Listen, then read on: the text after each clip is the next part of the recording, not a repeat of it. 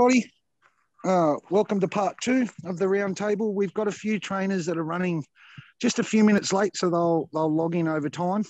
But we've got Pat Nolan, our adorable Michelle, and Todd already online. So feel free to unmute your mic and ask any questions you have, or you can write them in the chat and I will relay them for you.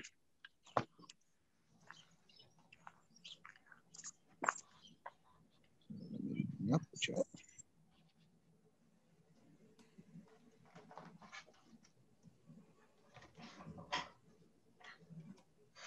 This is Dot. She is a mountain feist. She's about 2.5 months old.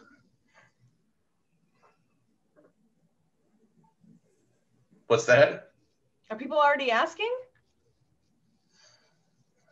I feel like I need to. I want to know, she's a mountain feist and 2.5 months old? No, but there was a lull in fire, so I thought I'd fill the void and introduce. Okay, let's see. This is show and tell. I got some stuff. That's it.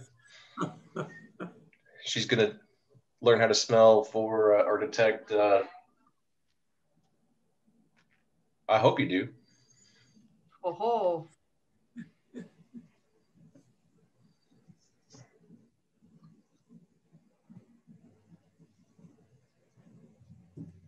Very good.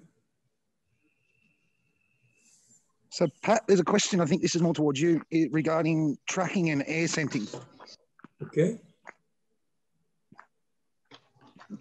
And what is the question? Okay, let me follow that up. That's the question. Tracking and air scenting. I think they may be wanting to know the difference between or how to make the dog go between ground and air scenting, maybe. Hi there, good evening, good morning, everyone. That was my question. Unfortunately, I pressed the button. It's going to be a somewhat of a long-winded question, but I had a discussion with some other people. I do tracking, and I've seen and I was told that the first thing you have to do is start with tracking and then go into the different disciplines as far as air scenting, article search, and things like that. And I was told by some other people, no, tracking is so natural that the dog doesn't have to do it, it'll pick it up. As far as air scenting isn't. Now, we know all disciplines, we have to let the dog know what we want them to do. But again, I was told that start off with tracking because it's not a natural thing to do. Of course, all the dogs have natural instincts from birth. But when you're starting to track for a person, you really got to teach the dog. So is there a difference if we start with air scenting or we start with tracking? I hope you understood that. I think so. If that was, I'll chime in on it with an opinion. Depends on the dog. I mean, I don't have a hard, fast rule for I have to do one first or the other. I need the dog to know when we're going to do, when I'm asking him to follow a track and when the dog is free to air scent. I need the dog to know the difference, but I don't believe tracking will give you a good idea of center and how the dog reacts. I'm reading something in the chat group. I think both at some level are natural to the animal, but the constraints we put on them, we need to develop their ability to follow that to source and to be track sure, to start on one track and stay on it. When we're air scenting, you're looking for a person, you want them to find live people only, not dead people, or dead people only, not live people, or you're looking for a target odor. Depends on the dog and which is primarily, what's the primary job task for the animal later on in life. If it's primarily, I'm sorry, go ahead. No, sorry for interrupting, but that part I know, it's when you're starting a dog, you're starting to train the dog, okay? Yeah. Is it better to start with the tracking, which is a little bit, let's say, more difficult than teaching a dog air scenting? Because a dog will naturally air scent, but will not naturally track. This is what I've heard from different people, qualified people, in the beginning of training. not afterwards where they're Again, capable of doing it? For me, the answer would be, what is the primary purpose for this animal? If I was training an urban search and rescue dog, I wouldn't start tracking at all. I'd do air scenting and work rubble piles and things like that. If it was a rural search and rescue dog, I mean, it would be air scenting, but I would allow them to track, but I wouldn't teach them to track. If you wanted a particular type tracking for evidence or for sport, I would start tracking early with the dog. I don't think it's a have to. And I think tracking is natural for some dogs. The hound groups, and I mean, they have it more extreme than others maybe, but I think at some level tracking, I've seen a puppy track a spider across the concrete porch. The spider went through, and a moment later, the puppy put his nose down, this strange smell, and nose down on the concrete, following it on there. Now, I never taught the puppy that, but the pup was exhibiting a natural tendency to follow a track to get to a source of something. So it depends to me. For me, the answer would be, which is the primary task for the dog later in life? And I would put the emphasis on that first. Yeah, that's the best way of looking at it. What do you want the dog to do? For me, that would be my answer to that. That will stop any further discussions or arguments. Also, it's very diplomatic. That's how I would approach it in my own life with my own dog. Yeah. Because with my dog, we basically here in Ontario and Quebec, we start off with the tracking, and then we have to do air scenting and articles. That's what we have to do with the OPP test. In Quebec, it's basically air scenting. Here, the wilderness search and rescue dogs are primarily air scenting testing. They do have testing on tracking, but locally here, the wilderness search and rescue dogs are tested primarily on air scenting, finding an area. And I guess, so. Great. Rob? Yeah, and as someone who has set up lots and lots and lots of search and rescue tests, the real concept of train the dog with the end job in mind and make sure at every point along the way you're having a discussion or a thought process about how much am I going to have to fade out for cues, and add in as little as you possibly have to that you're going to have to fade later, because it'll just bite you in the butt.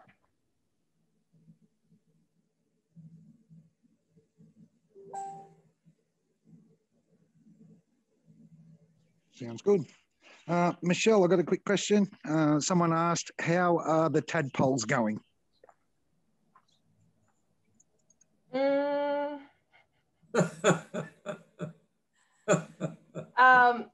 So I said they'd be out by the end of the year, and I'm sticking to that. If you look at my progress report, it's not going to be good. So Natalie, I'm sorry, but I'm going to get them out. I promise you this. I'm going to get them out. So I'm debating whether or not to use a commercial off-the-shelf part or custom make another a mold, like a top for them. And so there's trade-offs with both. The custom part would be a better fit, obviously, but it would be more expensive. And the point of the tadpole would be more of the like a cheaper version of the tad. So smaller, cheaper. The one that you're more for like nose work community or the smaller hides. And so it kind of defeats the purpose if I make a custom mold. And so I'm the perfectionist and the scientist and the business person that I'm the worst at are all sort of, all the voices in my head are fighting right now. So it's going to be a long debate. We'll see which one of those psychos win. But yeah, it's coming along. It'll be out by the end of the year. And if it's not, we can have a public lashing. But they'll be out. But thank you for keeping me on my toes and keeping me honest, and keep on harassing me every month. Thank you.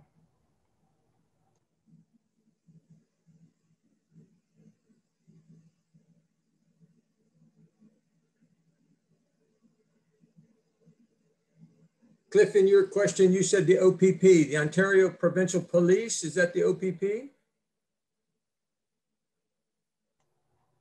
That's one name for it. Any 80s kids in here? No? Yes, I got it, Michelle. Sorry, my mouse is not working too well. You know me. Yes, thank you, someone. Yes, that's the OPP test. Okay. And your dog has to both track at one time and then do air scent, or they're supposed to be doing both at the same time? It's basically 2 days. We have to do obedience.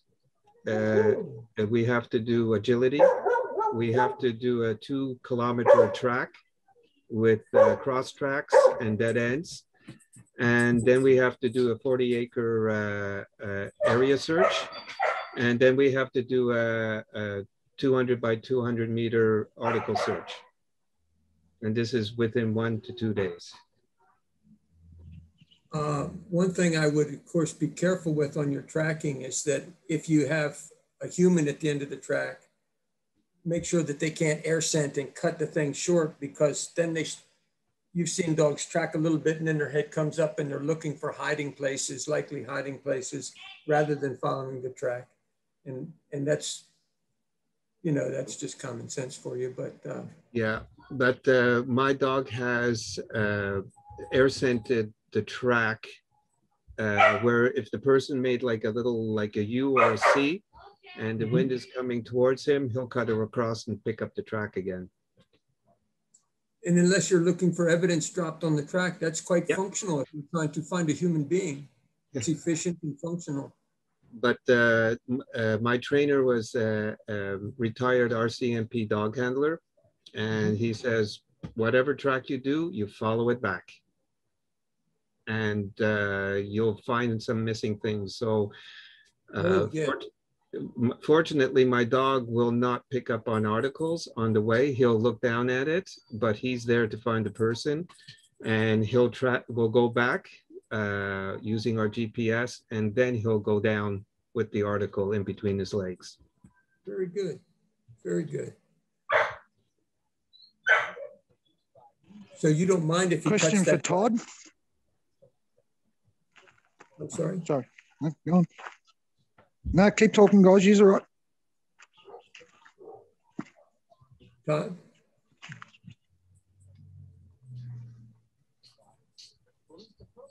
So there's a question for Todd Wilbur coming through WhatsApp.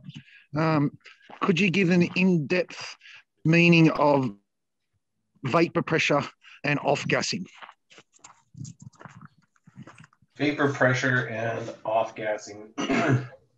Off-gassing is the emanation of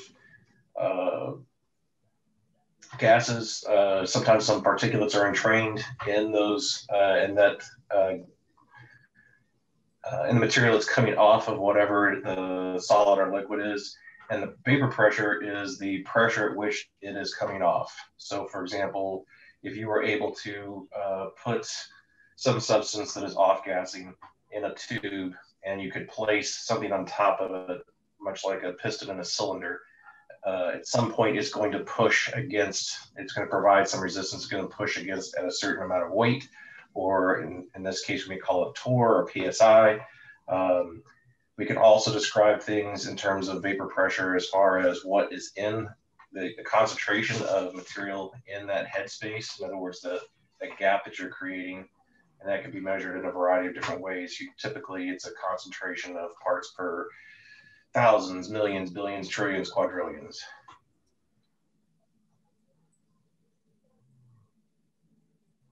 Thank you.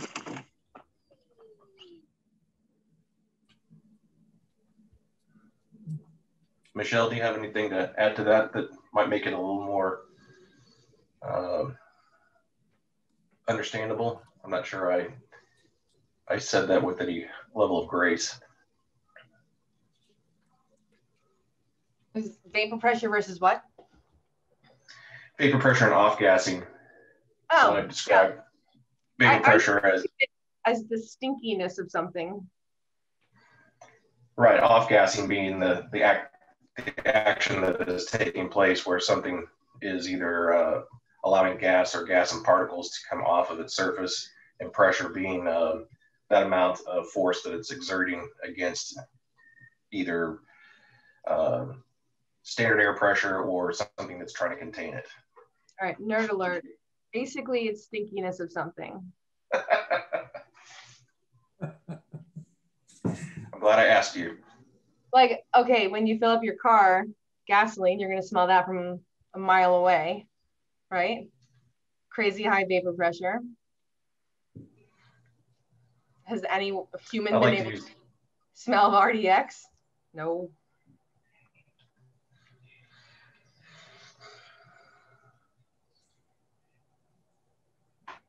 Another one for the explosive guys from another handler through WhatsApp. Why is PETN the hardest to imprint?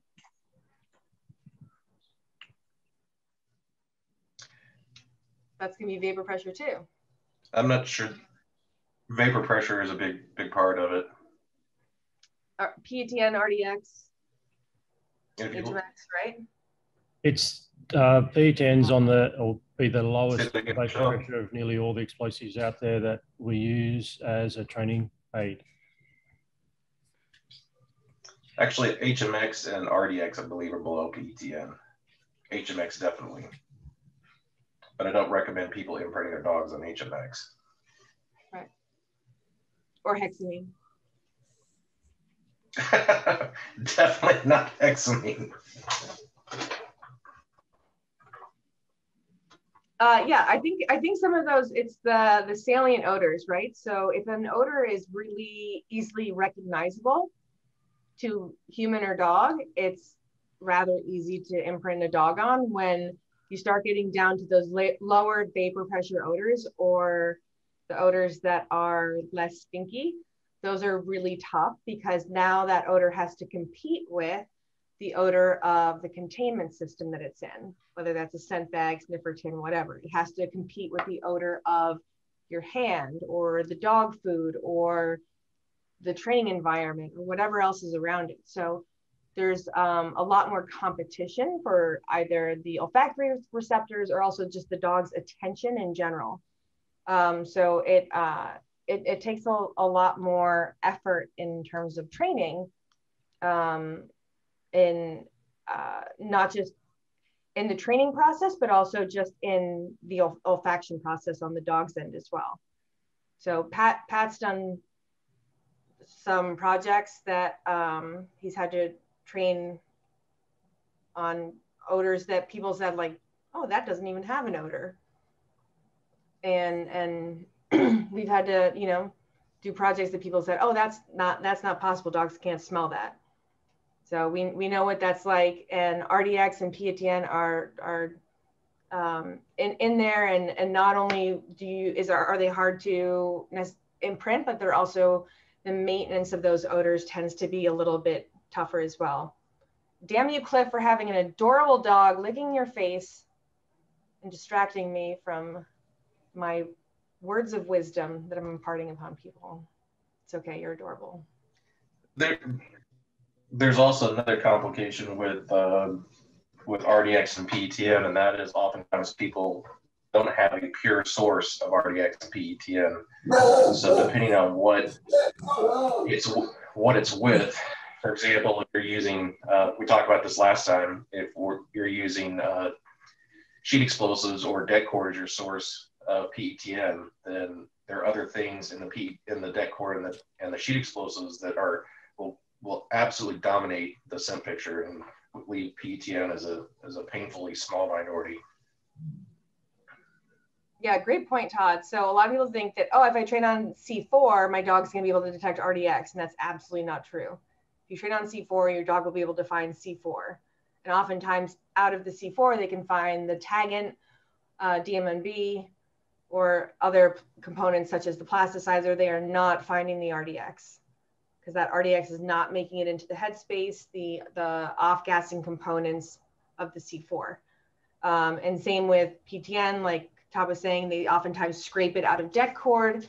Once you're starting to scrape it out of deck cord, you're getting all of the components and stinkier volatiles that are coming out of deck cord. So again, you're not getting the odor of PTN, you're getting the odor of the actual sheath of deck cord.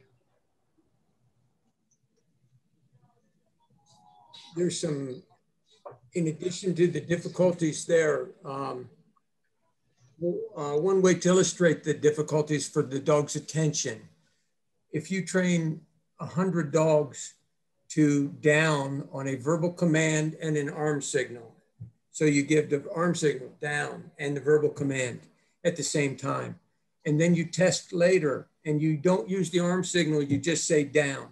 Some of the dogs will down, some won't. If you give just the arm signal, but no verbal command, some of the dogs will down, some won't. Some dogs will go down with either cue, some will only down with one cue, some will only down with both cues. It's how they perceive the stimulus there is a compound signal, and they give their attention to one or the other. And so when we imprint with a RDX with plasticizers, the plasticizers are much stinkier. Most dogs will attribute the reinforcement to the odor of the plasticizer because it's the most salient cue. And some would alert on plasticizers, some would alert on RDX, some would alert only on the combination, but very few would just pick it. You're not imprinting truly on RDX when you mix it like that. And it's because of attention and attribution or credit, a credit problem there.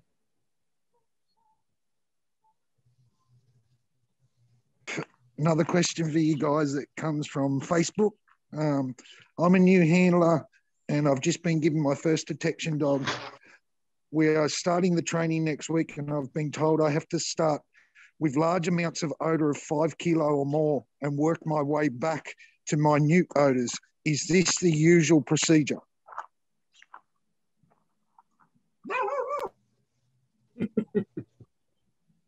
Well, Robin, get after it. Robin, get after it. You know my head's gonna explode if I have to go on this one. Go ahead, girlfriend. No, I'll set you off. I can't. I'm gonna have an aneurysm if I have to do this. Okay, so I want to watch. I will answer. Facebook Live, Michelle Strokes out. In my opinion, in the years of doing detection work, I have started dogs both ways, going from large source to small source and small source to large source. And the thing that the dogs who are started on small source and go to large source have less, in my opinion and experience, have less of a problem working out odor pools. Once a dog is really, really used to searching for a large source, until they come across that really potent odor, they think all of the small odor is a scent pool. And so they continue to work. It can be rectified, but I am all about training smarter, not harder. And so I prefer to start small and go large. Some people on Facebook will disagree with me. I know that's shocking.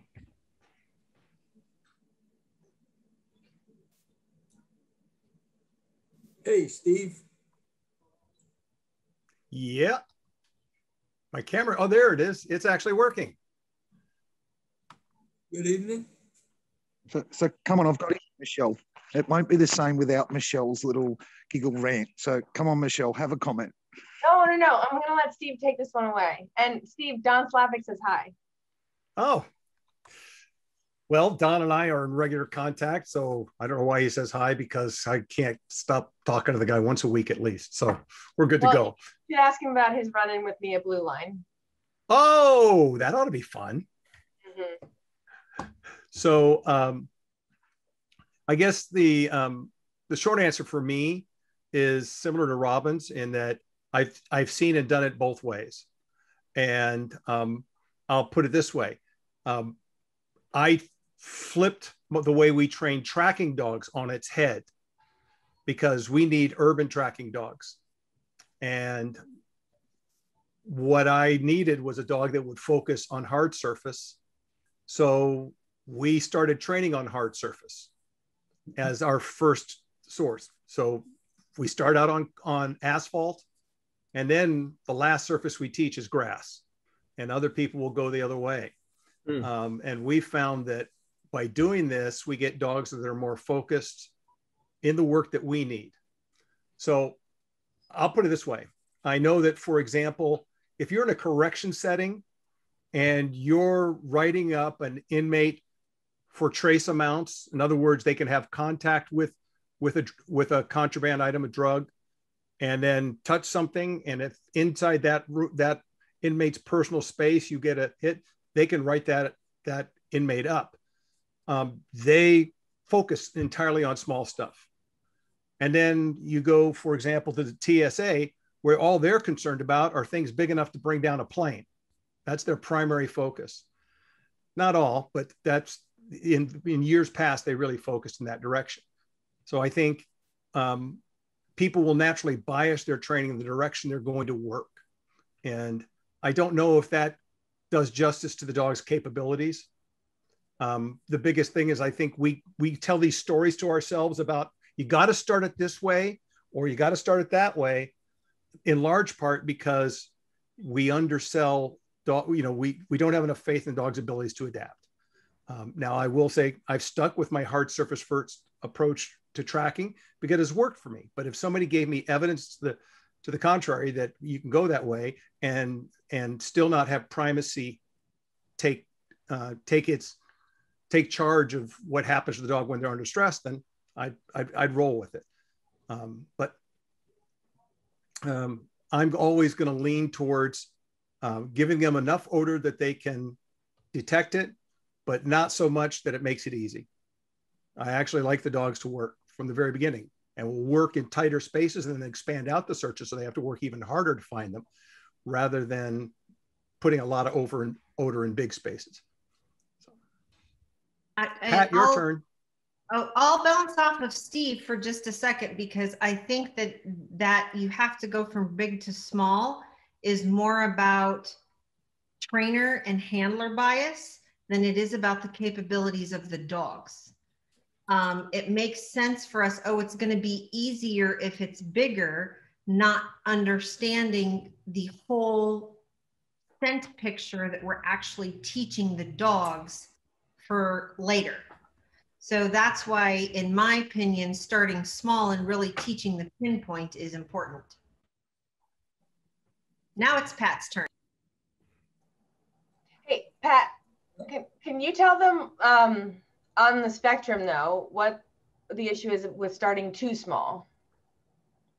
If you have a very low vapor pressure item that your target, if it's not a stinky target, and you say we have to find this minute amount of a non-stinky target, and you try to imprint on that in almost any kind of containment system, the odors of the containment system and the handling are going to be stronger than this very minute particle of a non-stinky target. So then when you're doing all your imprinting, you're actually imprinting on the wrong things. So there I would use as much as they would safely allow me, or I could safely handle, to make sure, as Steve said, to make sure that there was enough odor there that you were imprinting on the target, and then go down in odor to approaching your working levels. And again, the amounts that you train on at some level is dictated by the job for the dog. If you're going to be searching a warehouse you can't look for 2 marijuana seeds. I mean, you could, but it would take forever to search a warehouse and find 2 marijuana seeds unless you lucked into it. If your job was to search a warehouse with 1 dog, you need to be covering a lot of ground fairly rapidly, and he needs to be, you need a large target for him to find, or because if you go detail search for a warehouse, you'll be here next week trying to finish up. So, and back to the handler who's a new handler going to a course next week. There are lots of ways to skin that cat. And if you're going to a success, you're going to a program to handle a dog, follow the advice that they're giving you there. And you can experiment with large hides, small hides later on. But I mean, you're going to be working with your dog, your first dog, through a course. I follow what they do there. If you're looking for 5 pounds, you're not going to find 2 seeds. If you're looking for a seed, you can't clear the warehouse in the time you have, most of the times that you have allotted. So the mission dictates the levels that you train on. Another question, I think this is more for the guys that do this, maybe Pat as well, Steve. The question is, I've got a dog that I've had for a few years. It's really good at finding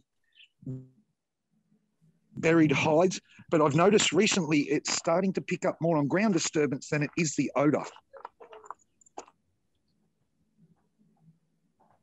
Run that by me again. Who wants that one? Oh. It's a discrimination issue. Your dog is actually starting to lump the whole idea of ground disturbance and odor together. So more false holes. Hey, Wayne, would you run that question out again one more time? I just want to make sure I hear. So he said he's had a dog for a few years and it's good at finding buried hides, but he's noticed recently it's picking up more on ground disturbance than it is odor. Yeah, well, I think Robin's on the right track. It's about salience, and this ties into what Pat was saying about when you're working with too small an odor in your initial training. And the fact is, I know I'm not supposed to say this. My wife tells me, and Michelle alluded to it last time, that I'm supposed to be professional, and I'm supposed to say things like dogs are opportunists, and they are, but they are cheating bastards, and they will. Damn you, Steve. They will do whatever they can to solve the problem. And if you give them an easier way to solve the problem than the target odor, they'll use it. Because guess what? It pays. You get what you reinforce, whether you like it or not. You get what you reinforce. It doesn't get any simpler than that. So for the question, and to just pile on, again, if your dog is alerting on holes, the ground disturbance, disturb more ground, and there's more ground disturbance, and bury some hides and let them stay buried for a while so they settle down. So it's not the ground disturbance that is leading to target odor and reward, but only target odor that leads to reward, not disturbed ground. That would have been my next question for the handler. How many of these search problems are they setting up with just ground disturbance without the target odor? Or does ground disturbance lead to the hide every single time? Peter, you made it. 100%. I'm here, Wayne. Thanks for having me, brother. and just remember though, that you got to do what Pat said. And that is, you got to make the ground disturbance the non-significant element on this by having hides that you let age where the ground disturbance isn't as fresh. Because if you don't, what you risk is that you're just going to turn your dog into one that wants to play very lean slot machines. It'll just keep pulling the handle because it's very low cost activity until it gets lucky. And it'll check everything. And we run into this problem with dogs when we're doing evidence, when we're teaching dogs to patrol dogs to find evidence articles. And if we unintentionally create a compound cue where they have to smell something that smells like the person they're tracking and see an object. Once they confirm that there is something there that smells like that person, they will report. If they can't smell it and see it, you'll see them go to source and stop, but they stop short of reporting. And for us, the report is to lie down. And because we have unintentionally created a compound queue, just like you do when you bury this stuff. And we have unintentionally short-circuited our search, locate, report behavior chain. Our bad. Don't do that anymore. Thank you, guys. Okay, so I've got another one from, Izzle. So if you have a young dog trained to become an explosive detection dog, what explosive odor would you teach first? If we're talking about smell and big odors and the stinkiest, or would you first teach the dog a neutral odor so it understands the concept, such as a small piece of Kong, or would you guys not do that? I actually want to hear about Robin and I think Michelle's experience with universal detection compound.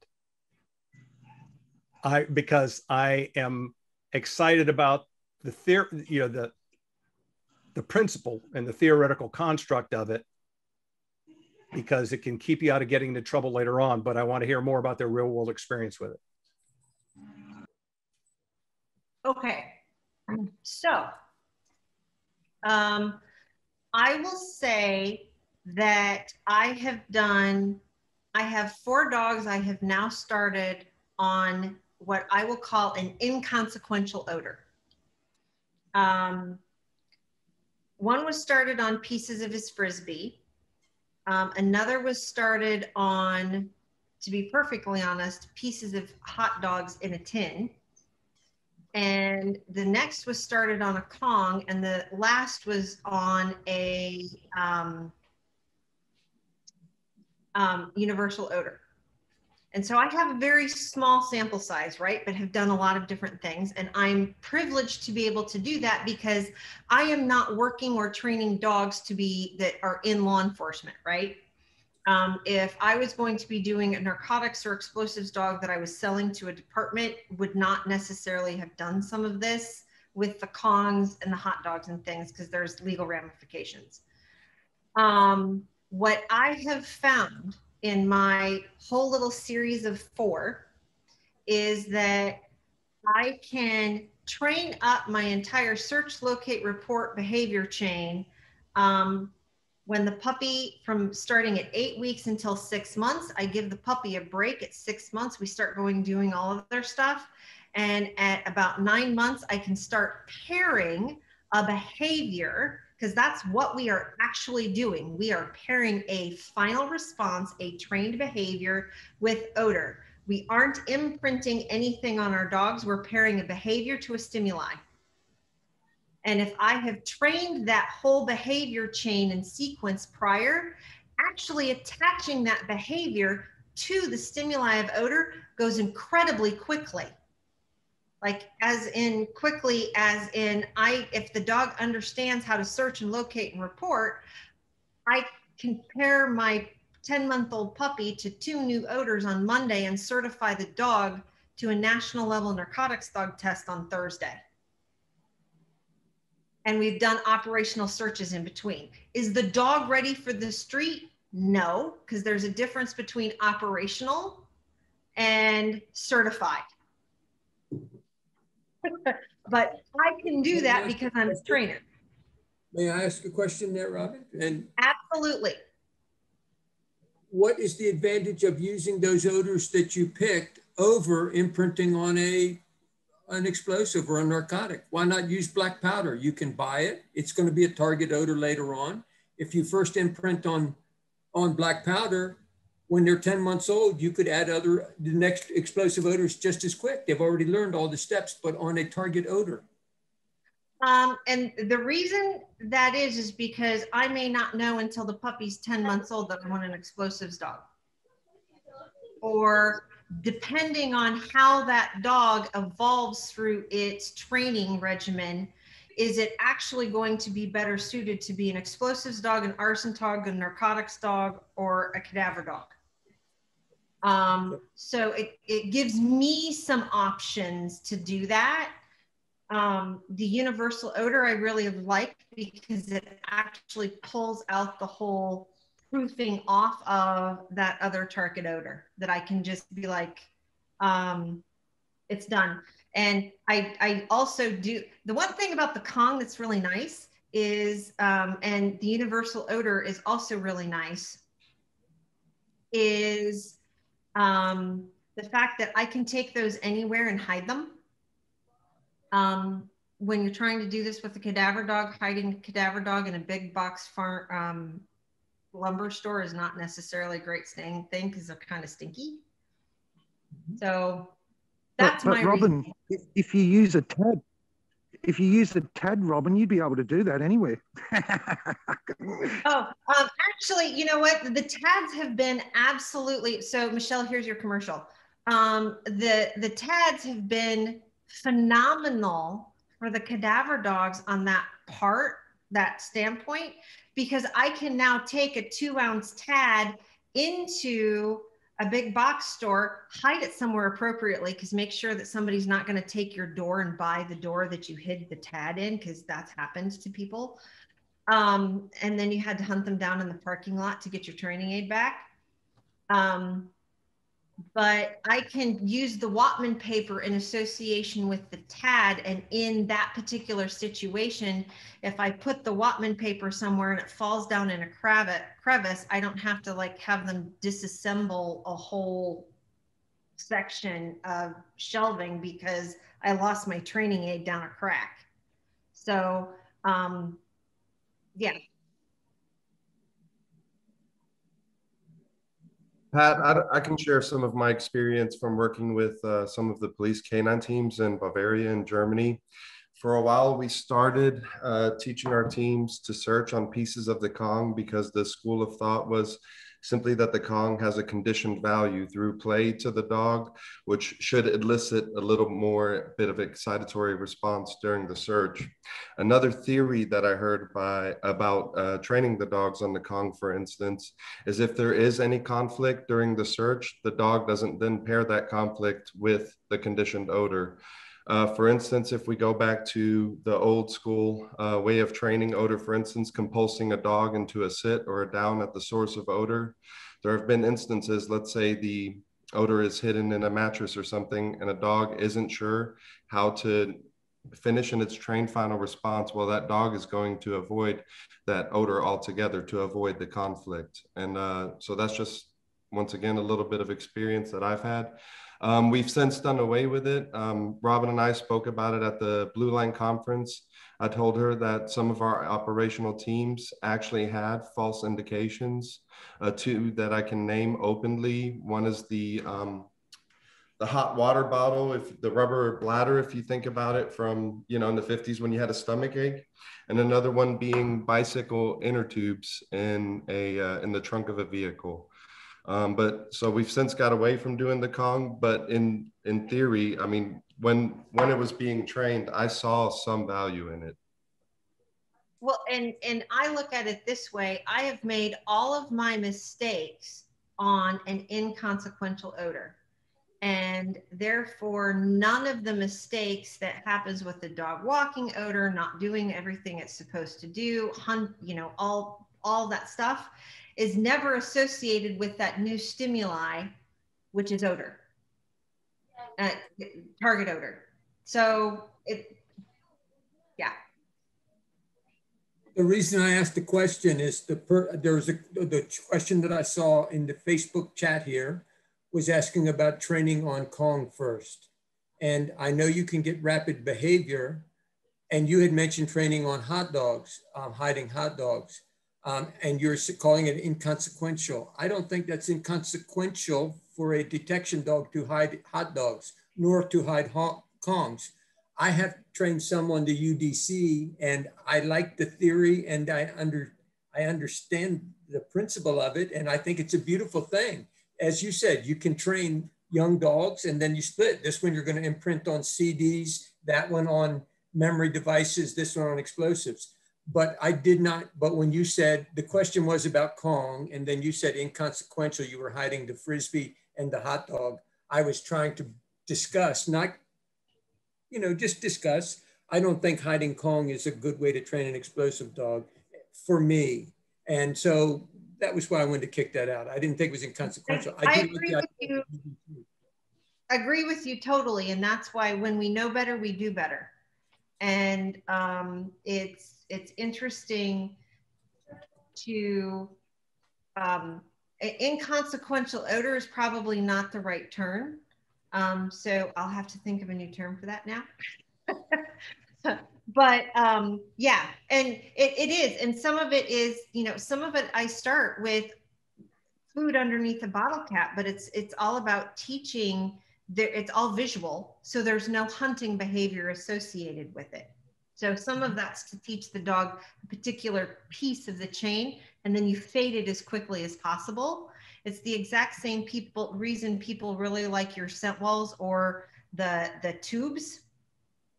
Those are all context setting cues. So you just have to be careful what context setting cues you're using.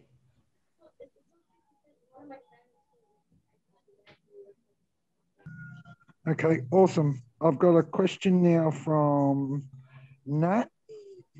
She says, for HRD strategies, what size areas are recommended for? 1, whole body. 2, disarticulated remains, 6 months. And 3, cold cases, years.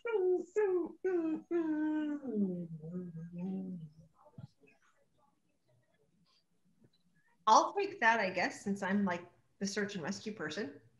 To be perfectly honest, that is all has to do about your part of the planet, because a specific sized area here in Iowa for a whole body, especially like on my farm, we could do, you know, a 100-acre search for a whole body, and it might take your dog about 15 to 20 minutes because of the terrain.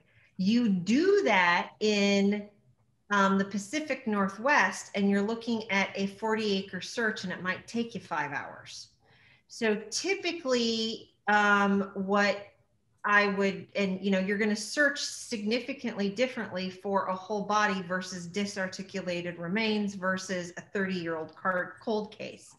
So some of that really depends on where you're at, what you're looking for, and law enforcement or whoever you're deploying for may not like the whole idea of, you know what, if we're looking for disarticulated remains or a clandestine grave, we're talking about 2 or 3 acre search areas. We're not talking about 60 or 70 per dog, because that's going to take me 5 operational periods to get done.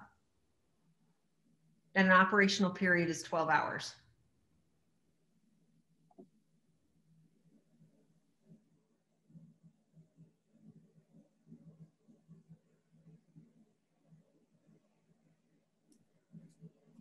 I'd love to have Tazzy chime in on this one because of her SAR experience.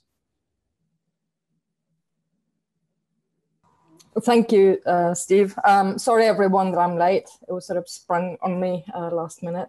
So if you hear dogs in the background, it will be our crew protesting because they didn't get their dinner. So thank them. Anyway, I'm Tazzy. I'm Armin's wife.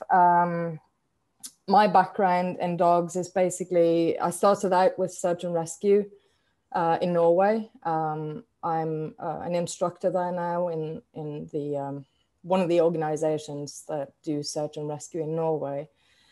Then I went on to the military. I worked as a patrol dog handler, instructor, and also explosives dog handler and instructor with the military police canine platoon up north. And that's basically where I did most of my service dog work. I've been into clicker training. I have the year-long course from the Canis Institute in Norway. I think clicker training, some of the things we do with clicker training can be greatly utilized with some of the environments where we train dogs now with the military and the police. Yeah, anyway, that's just a little bit about my background. I'm not entirely sure what the question was about search and rescue. So if somebody could refresh that for me, please.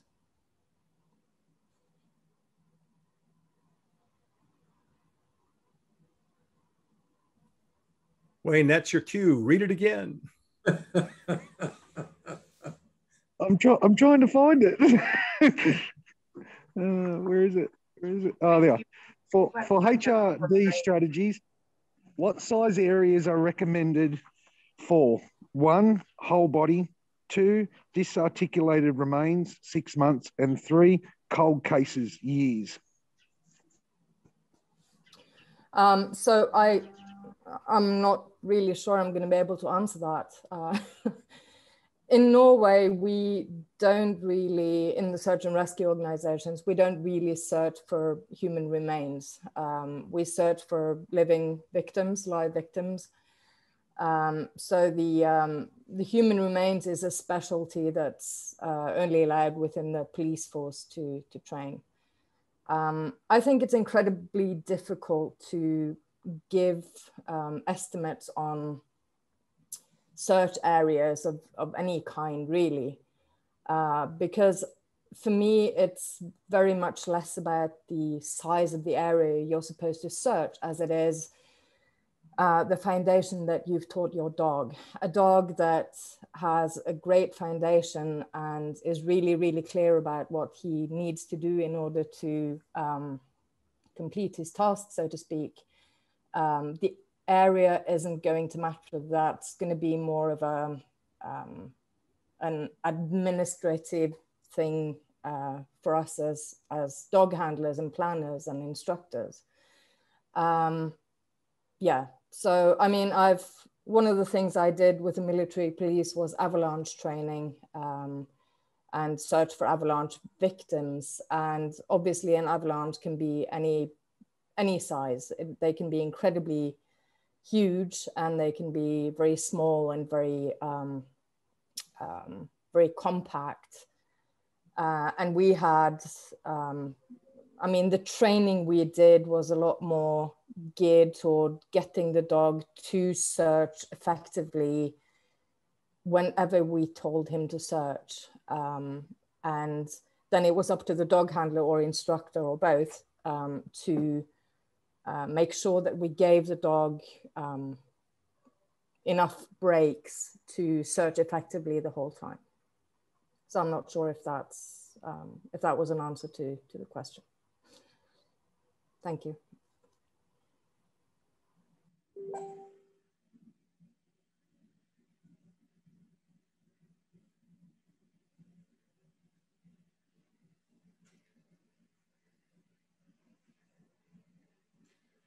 I bet if you're training human remains dogs in the United States and you have access to full bodies outside of a body farm, you are the envy of every human remains detection trainer outside of you. I don't know where you could get a full body for training.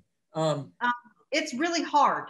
It's really hard. And it's harder and harder all of the time because we have, yeah, well, we have some not so responsible people in our industry that leave their source sitting out places, and then it's found by the general public, and then the law enforcement gets involved, and then we lose vendors. So I am currently searching for a new vendor to be able to purchase or partner with to get specimens for training, because I've had about 3 avenues cut off in the last 8 months. So it's hard.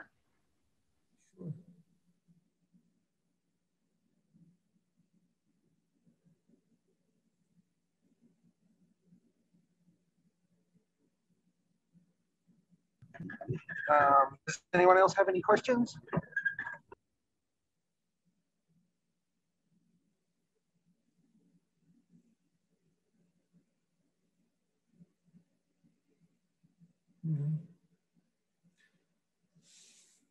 very good.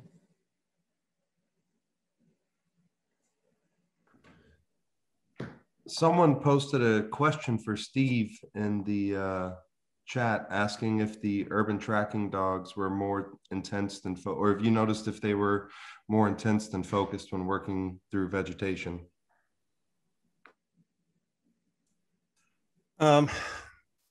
I think it's fair to say that if you get the right dog and you train them for it, they actually show as much intensity on the hard surface as they do on a vegetative surface, but you'll see their speed will slow down. So it seems that even the best dogs, when they get on a vegetative surface, that it kicks them into a different gear.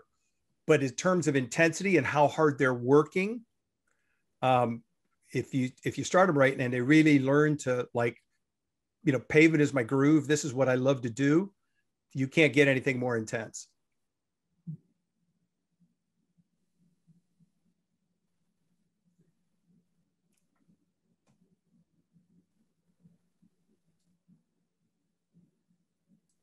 And I'm going to apologize to everybody for taking that call. It was one of my guys from work, so it was kind of an urgent thing. No worries. So you see the speed increase when they go from the dog that's used to tracking hard surface, you go to vegetated surfaces, you see speed increase, but not necessarily intensity. They're just moving faster. They're just moving faster. I think once a dog is truly fluent at variable surface tracking, you know, working on all the surfaces, you'll see that their focus and their intensity is the same, but some surfaces lend to more speed than others.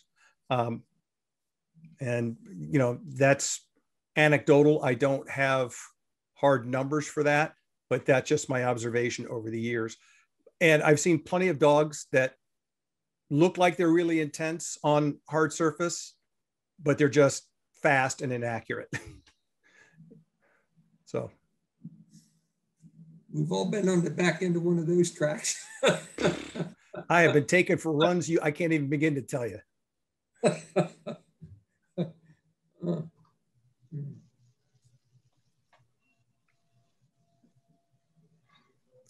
Hit us again, Wayne. We're still kicking. Wayne, I've got a topic for you, for the group, rather. Todd's about recently to on I'm about to start what? Go ahead. I've start some shit. I'm in New Zealand, so my internet's dropping in there. So if I jumped in early, I'm sorry. Damn Kiwis. Fucking Kiwis. Hey, I'm an Aussie. So almost potty mouth. So recently, that I'm going to start a blog called the Potty Mouth PhD, and we're going to do it live. Ask Slavic about it. He loved it. So recently, Michelle and I think Robin as well, were tracking and contributing to a Facebook discussion group. I think it's called the Leo Canine Discussion Group, regarding the topic of hexamine. And I realize that this is specific to explosives, but I think it's an important topic that probably has some crossover into other areas. So I'm a keyboard warrior. Keyboard warrior. You need a sheet for that. This is my battleground where I make it happen. Meal Team 6.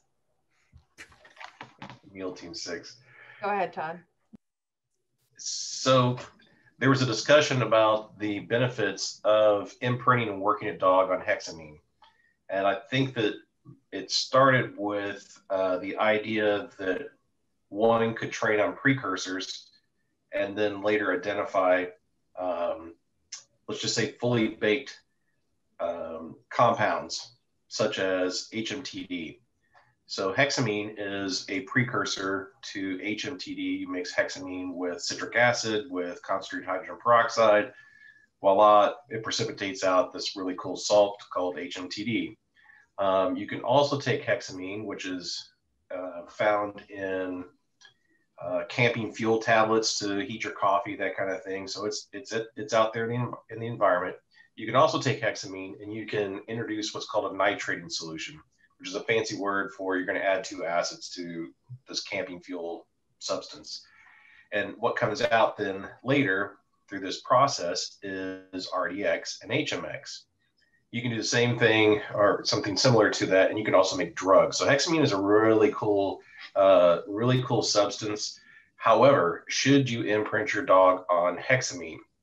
And I think that the consensus that we had was no.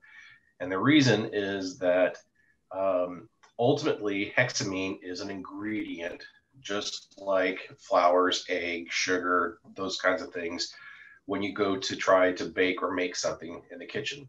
So you're going to take those constituent components like hexamine or eggs, and then you're going to introduce some other components or other ingredients, and you're ultimately going to bake it. You're going to bake a cake. You're going to do chemistry. You're going to change those constituent components into something else, a whole different molecule, a whole different thing.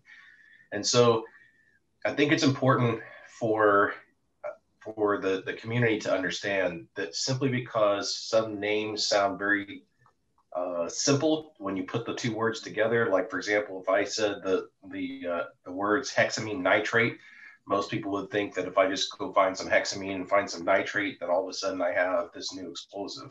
When in reality, hexamine nitrate is something completely different. We all know it as RDX, but somebody came up with a really cool name and called it hexamine nitrate. But the moral of the story is that we need to be, I think vigilant is actually a good word for this, in that it's important for us to make sure that regardless of what the area of detection is, whether it's explosives, narcotics, human remains, whatever it is, that people understand exactly what they're supposed to be working their dogs on, as opposed to something that sounds or looks like it should be right, but actually isn't. And so I think we can do a great disservice by not making sure that people understand exactly what they're supposed to be looking for in terms of detection. Michelle, do you have anything to pile on with that? I'm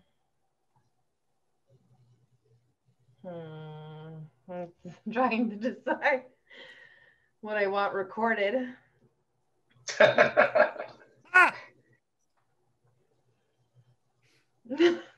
Steve. Michelle.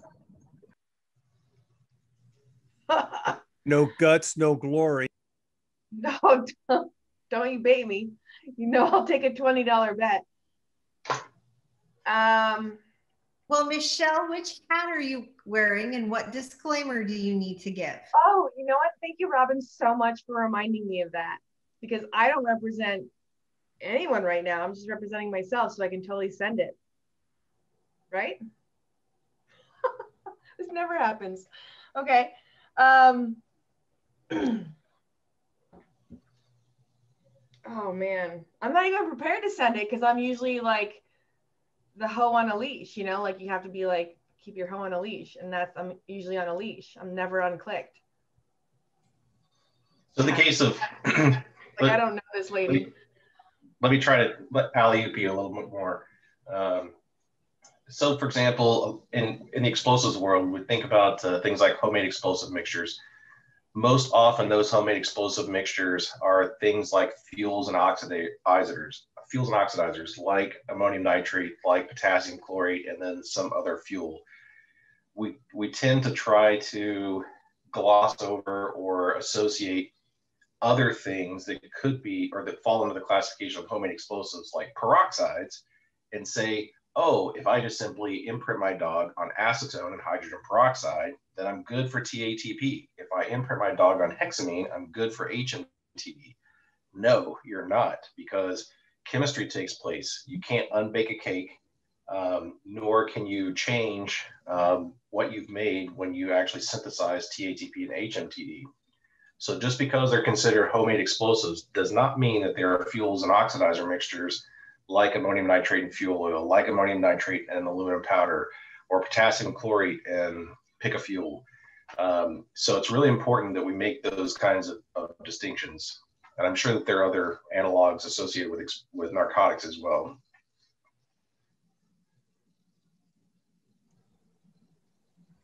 Okay, I think I'm ready to say something. Oh, I'm being really careful. All right. So didn't this discussion start on the Leo Canine discussion group on Facebook? Is that where it was? Yes. Okay. So I love that group for a lot of reasons. And mainly because it's it really does have access to the handlers, like it meets the handlers where they are, which is on social media. And I think that's where we need to be meeting them, because that's where they're getting their information from. My concern about that is that a lot of the information is bad, and as consumers of information, we're not really educated as to what is good information, what is bad information. And so people on the forum will start tagging each other like, oh, hey, this person has insight, this person knows what they're talking about, this person, you know, can speak, intelligently about it. And it's just not true in any way, shape, or form. And so they'll start tagging vendors, and they'll start tagging people with motives, agenda, ego, people that have been regurgitating what they've heard but don't necessarily know the science behind it.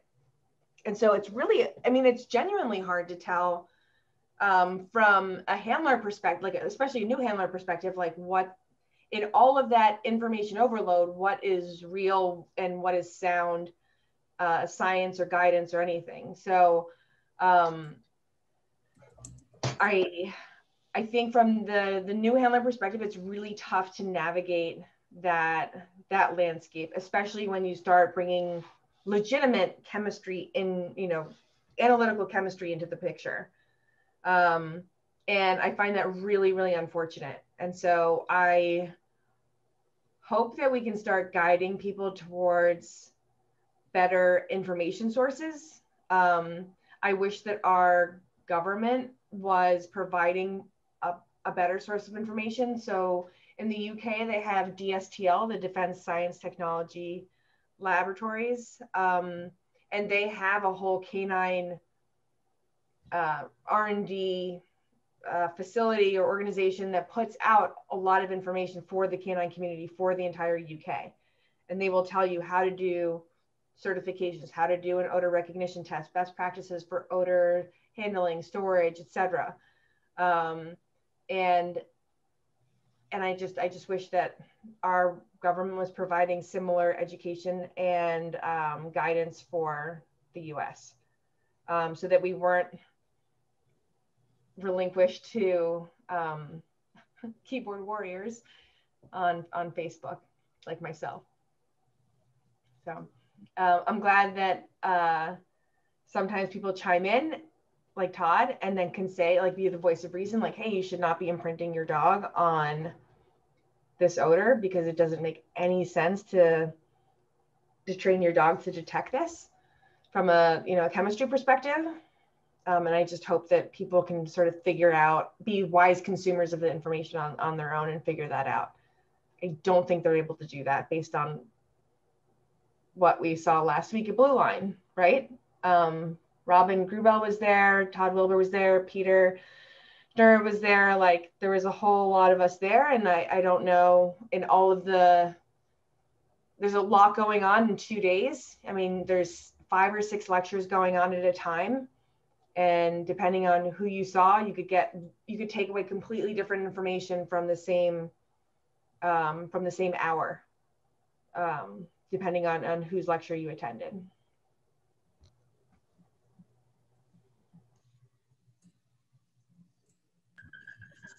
So, damn it, Armin's not here. So the next question is, why do we not have a standard when we talk about drives and names of drives? I thought we had this conversation, so we're going to miss Armin during this one. I was gonna say, do I need to attach Armin's article again? I think maybe, yeah. Yeah, I can do that because that was, I mean, brilliant.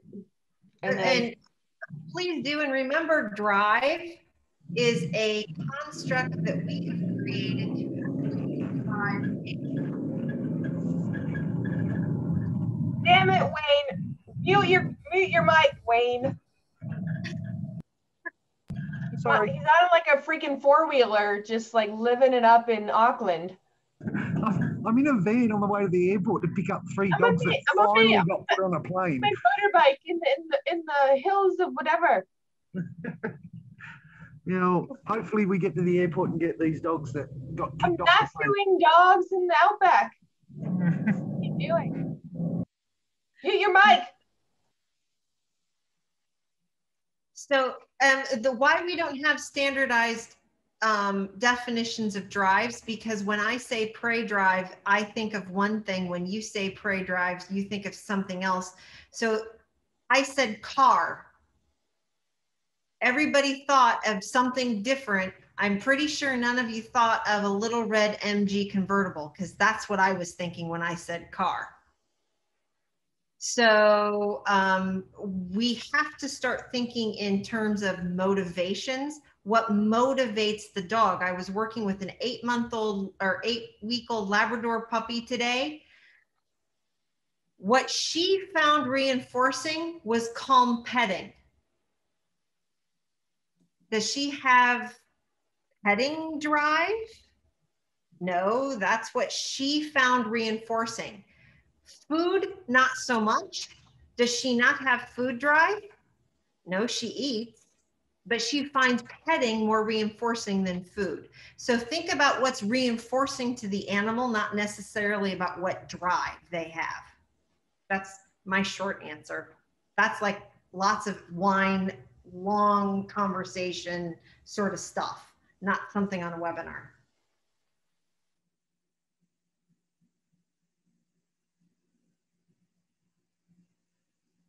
Michelle, you said Armin had written a nice article about drives. Tazi, can you post a link to Armin's article?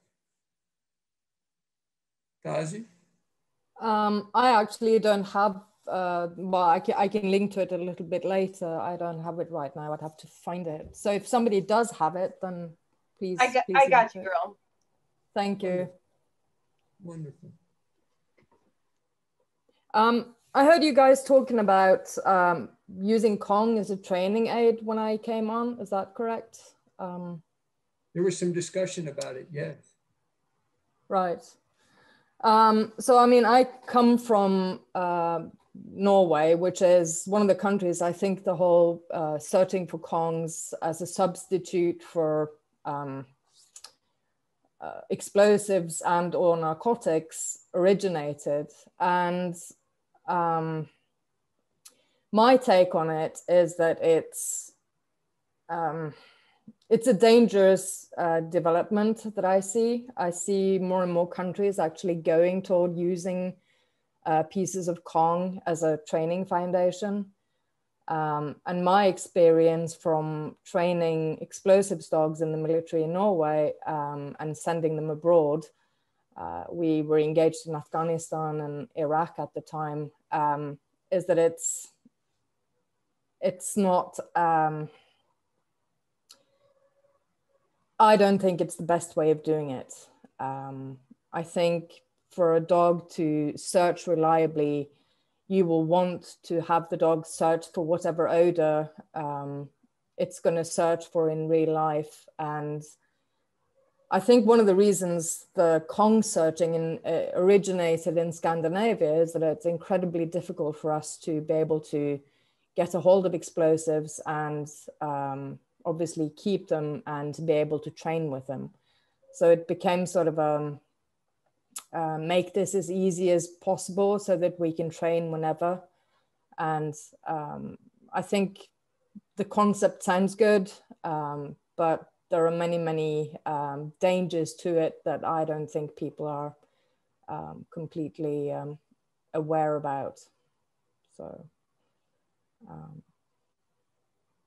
yeah, that's my take on using Kong. I mean, it's a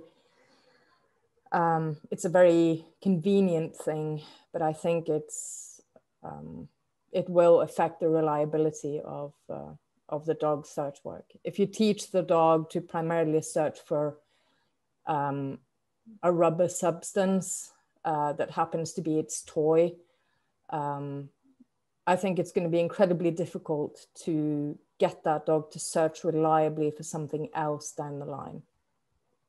And that was our experience in the military police when we used it.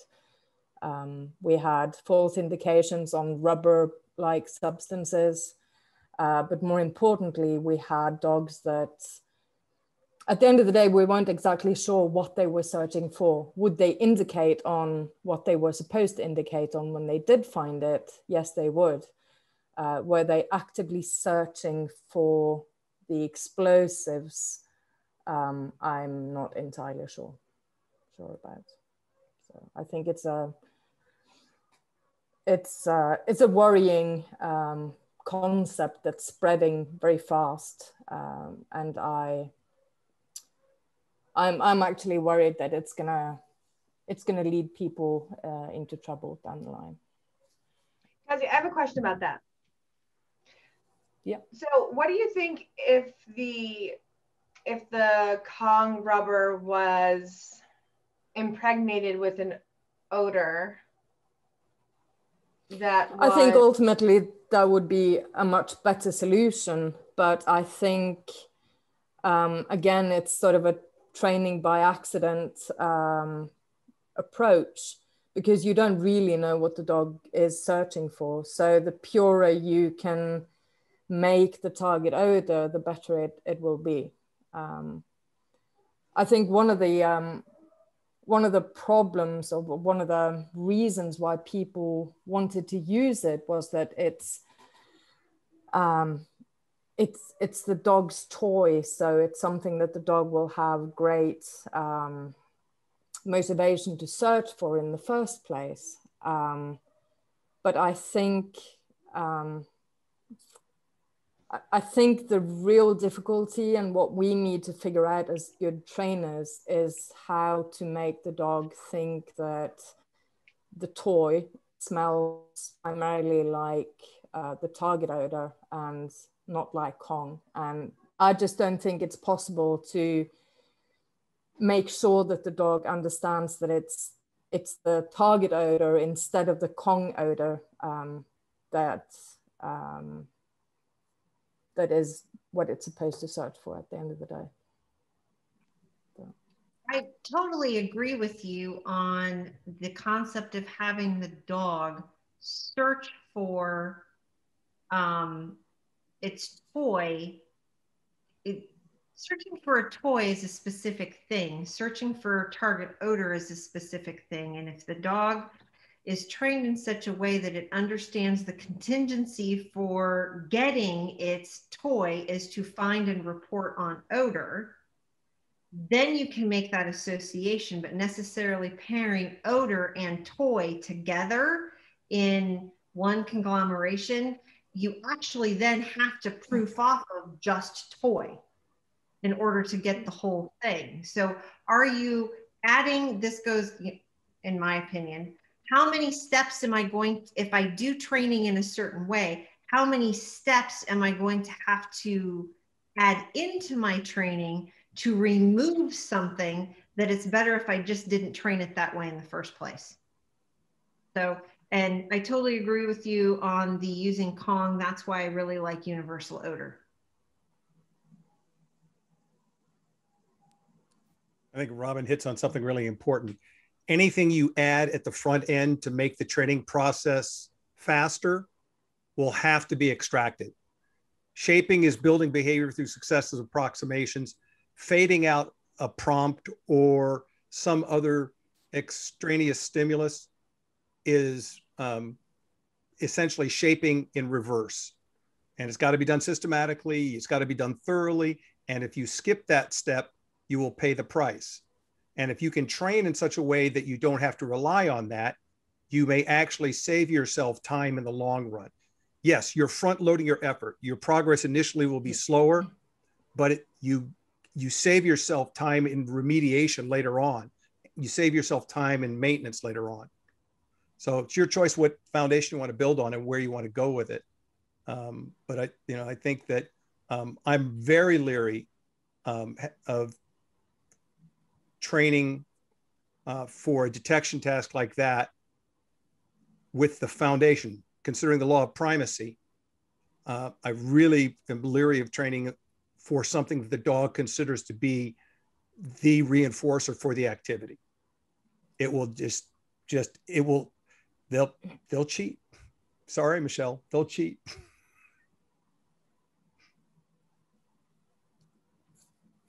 I'm not entirely sure that the problem is that the dog would be searching for the toy. I think if we can have the dog think that the toy,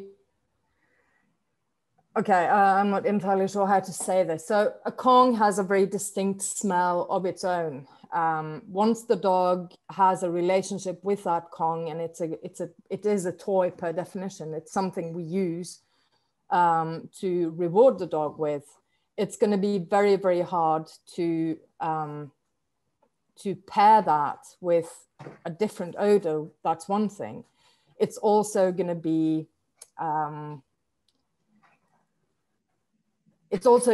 unreliable in the way that I'm sorry, Armin just came in here, so I'm cheers.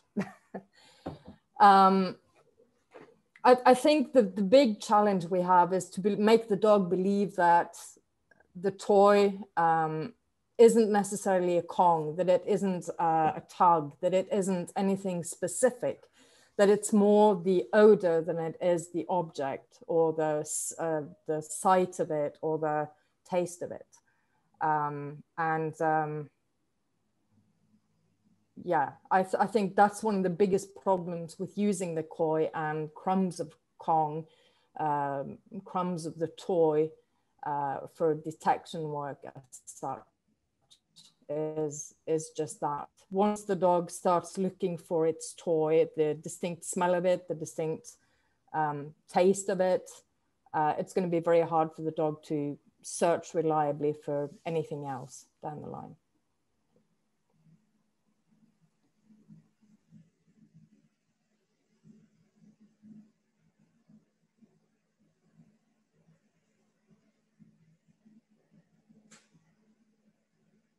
Hello, Armin.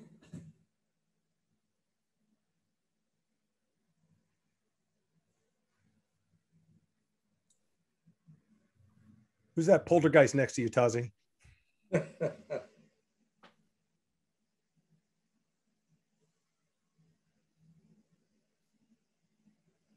You're muted. Armin, you're muted.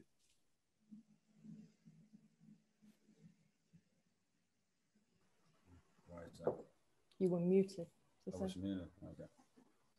I said, I'm sorry I was late. I just walked in, so I'll jump in now and contribute if I still can. I can't hear anything now. Damn you, international Dateline.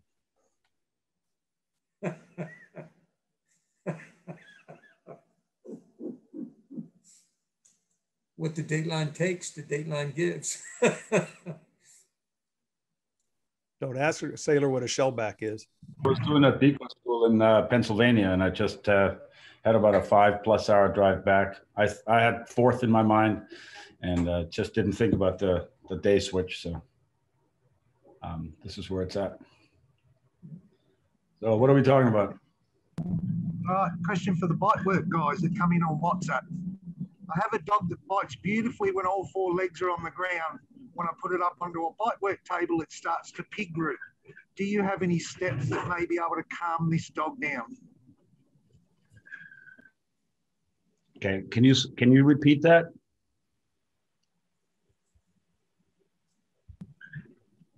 So the question is, he's got a dog that bites well when it's on the ground, but the moment you put it up on a combat table or a bite table, it starts to pig root during bite work. And he's asking, would you have any steps to be able to fix or calm the dog down during this? Well, the first thing that I would suggest is stop calling it a combat table or a bite table. It's a table. It's an environmental setup that creates artificial insecurity in the dog, right? We can use that if we want to do that, but to do it just because is just, well, it's assuming facts, not in evidence. Just because we call it a combat table doesn't mean that as soon as we put the dog on it, the dog wants to combat. The dog is put in a somewhat cornered position, number one, and the dog is also put in a precarious situation because he doesn't have his feet on the ground. So he goes into defense drive. And many dogs in defense are not motivated to bite, right? They're motivated to bark, they're motivated to gesture, they're motivated to posture, but they're not motivated to actually bite and hold. That's just not their instinctive response.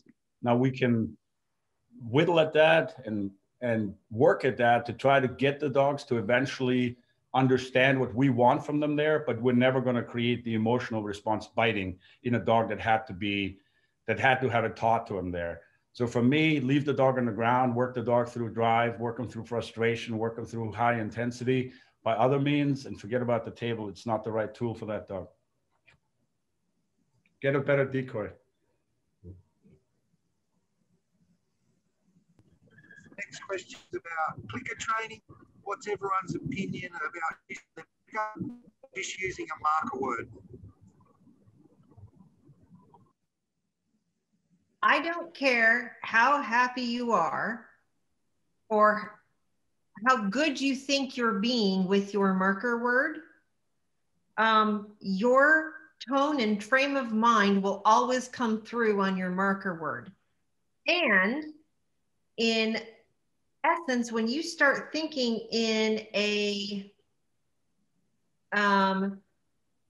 quarter of a second increments, your marker word is most likely going to be late because you should be marking when you are inhaling a breath to say your marker word. But wait, but wait.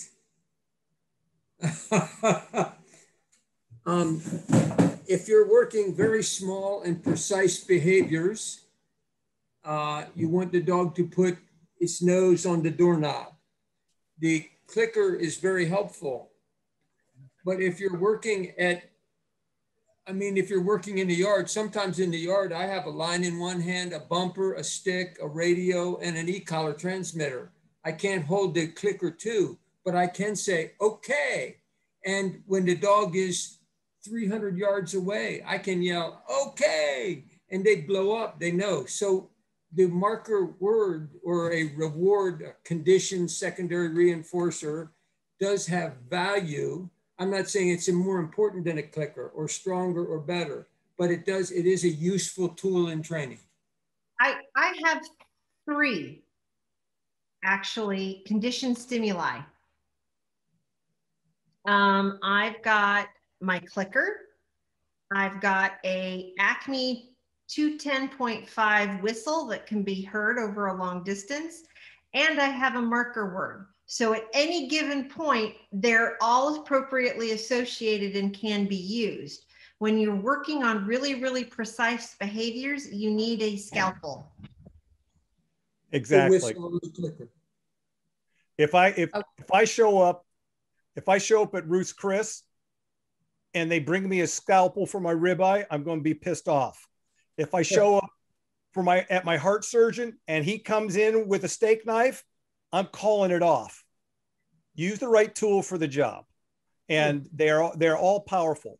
And by the way, there's new research coming in that is indicating that there is less of a difference between the net effect, how the dogs actually learn, between verbal markers, clickers, and direct delivery of the reinforcer.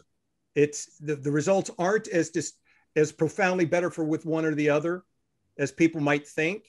So in the grand scheme of things, I think you need to find your own individual groove and work there.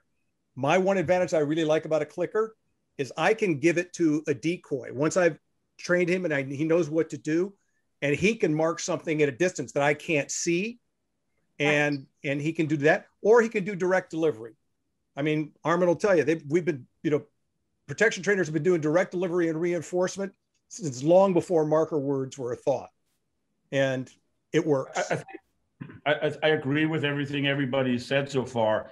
The big thing is this, okay? The clicker is more than just a marker. And I think that's the biggest difference between the clicker as a marker and whatever else it does versus anything verbal that comes from us. Number one, the clicker is much, much closer to operant as far as the reinforcement goes than anything we say, because the dog doesn't know. In the dog's mind, if we do our training right, the dog controls the click. He does not control my saying yes. As soon as I say yes, I'm involved in the reward. Basically, the way I explain it to people is this: the dog makes a click, and the click makes me give him the toy or the food. And if that's the way it works for the dog, then he's in charge of the clicker, which means his behavior and his behavior alone controls the outcome. And that is much, much cleaner than a verbal marker. That doesn't mean that a verbal marker doesn't work or doesn't reinforce the dog or doesn't reward the dog. It's just not the same. Like if you use it for shaping, verbal markers are not good enough.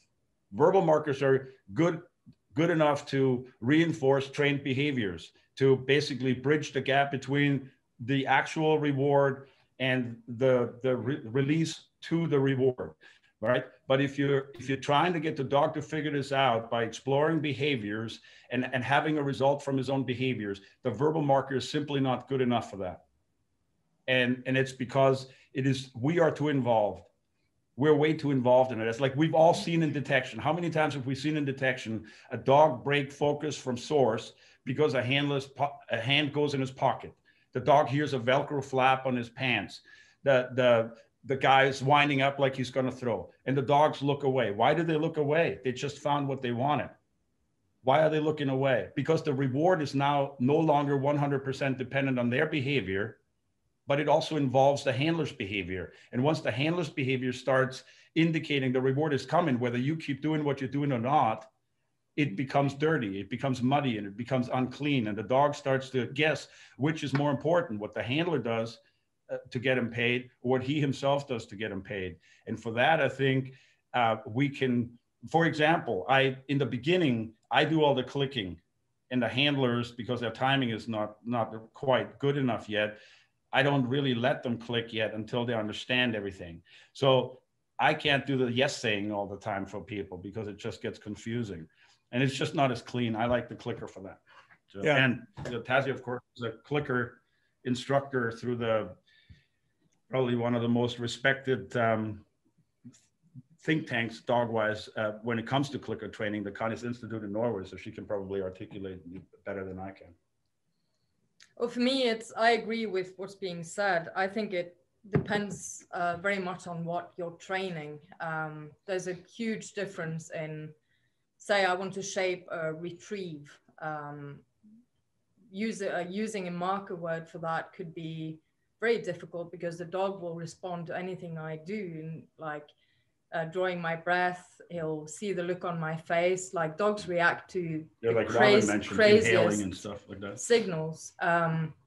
So for that, the clicker is essential. Shaping other types of behaviors, like a simple recall, or shaping that the dog that you want to reinforce the dog for coming toward you, you can obviously use a marker word without any trouble there. So for me, it depends entirely what you're training. Anything that involves you already, I think the marker word is fine. Anything you want the dog to work out independently and not be concerned about the handler's involvement, I think the clicker is the better tool. Steak knives in surgery, bad thing. Scalpels in surgery, good. Steak knives at the restaurant, good. Scalpels at the restaurant, bad. It's that simple. Then again, at Ruth's Chris Steakhouse, you probably don't need a steak knife or a scalpel. You can cut it with a fork. but it's so much more satisfying. Oh, did I say? All right, we have another question. So this is going to be a noisy question, so sorry. The question is from the Philippines. He's just learning Neopopo. What are your thoughts on using the focus box for teaching environmentals? That's a whole lot of jargon in one question.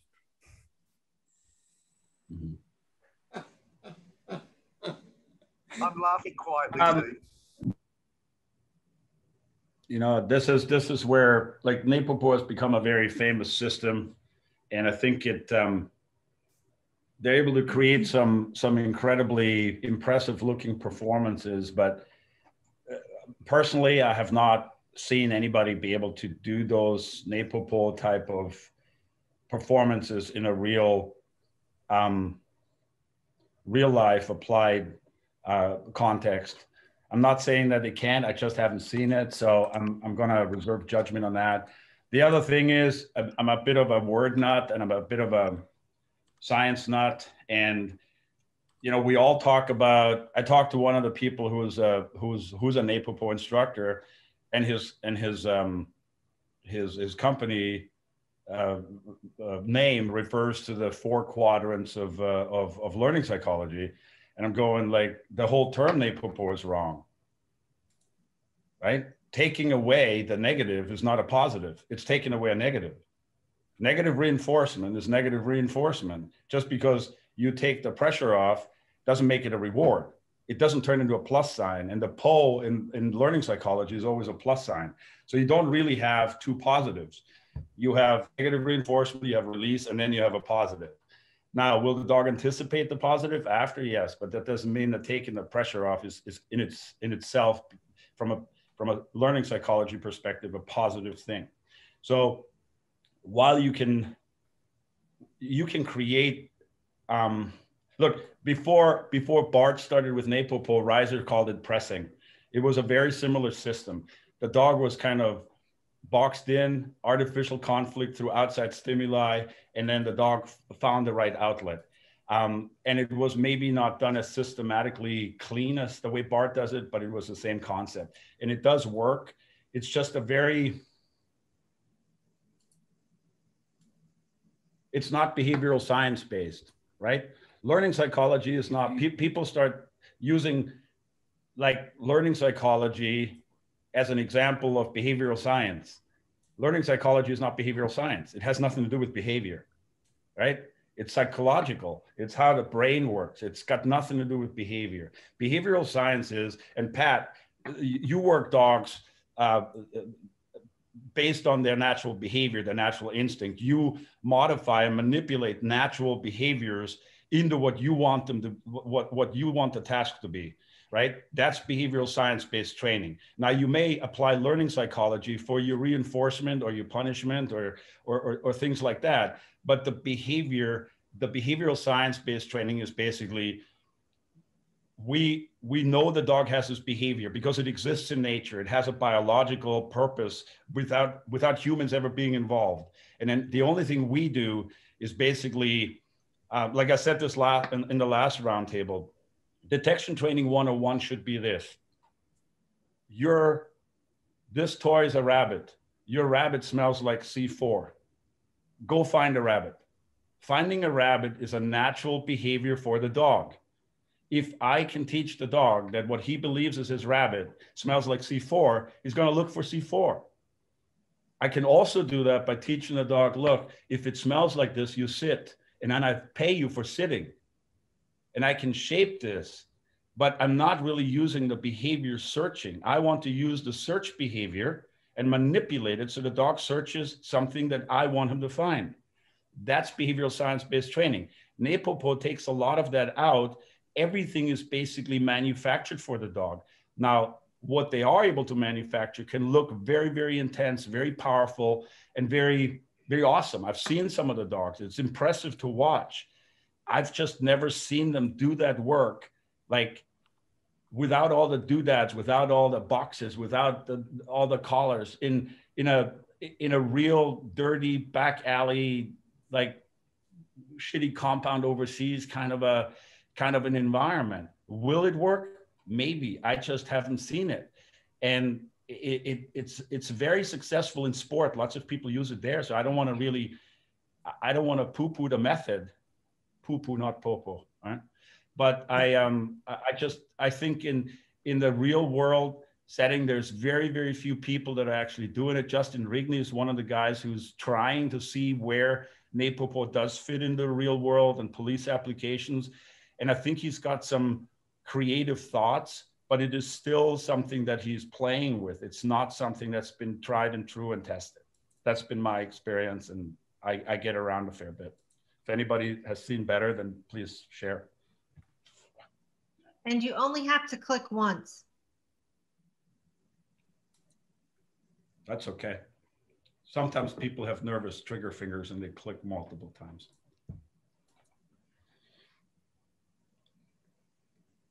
The only times I do multiple clicks is when I teach in the early stages of releasing a dog away from a find in detection to get them to come to me, because if they're stuck, sometimes the dog will kind of hear the click, turn his head, but then want to go back to source.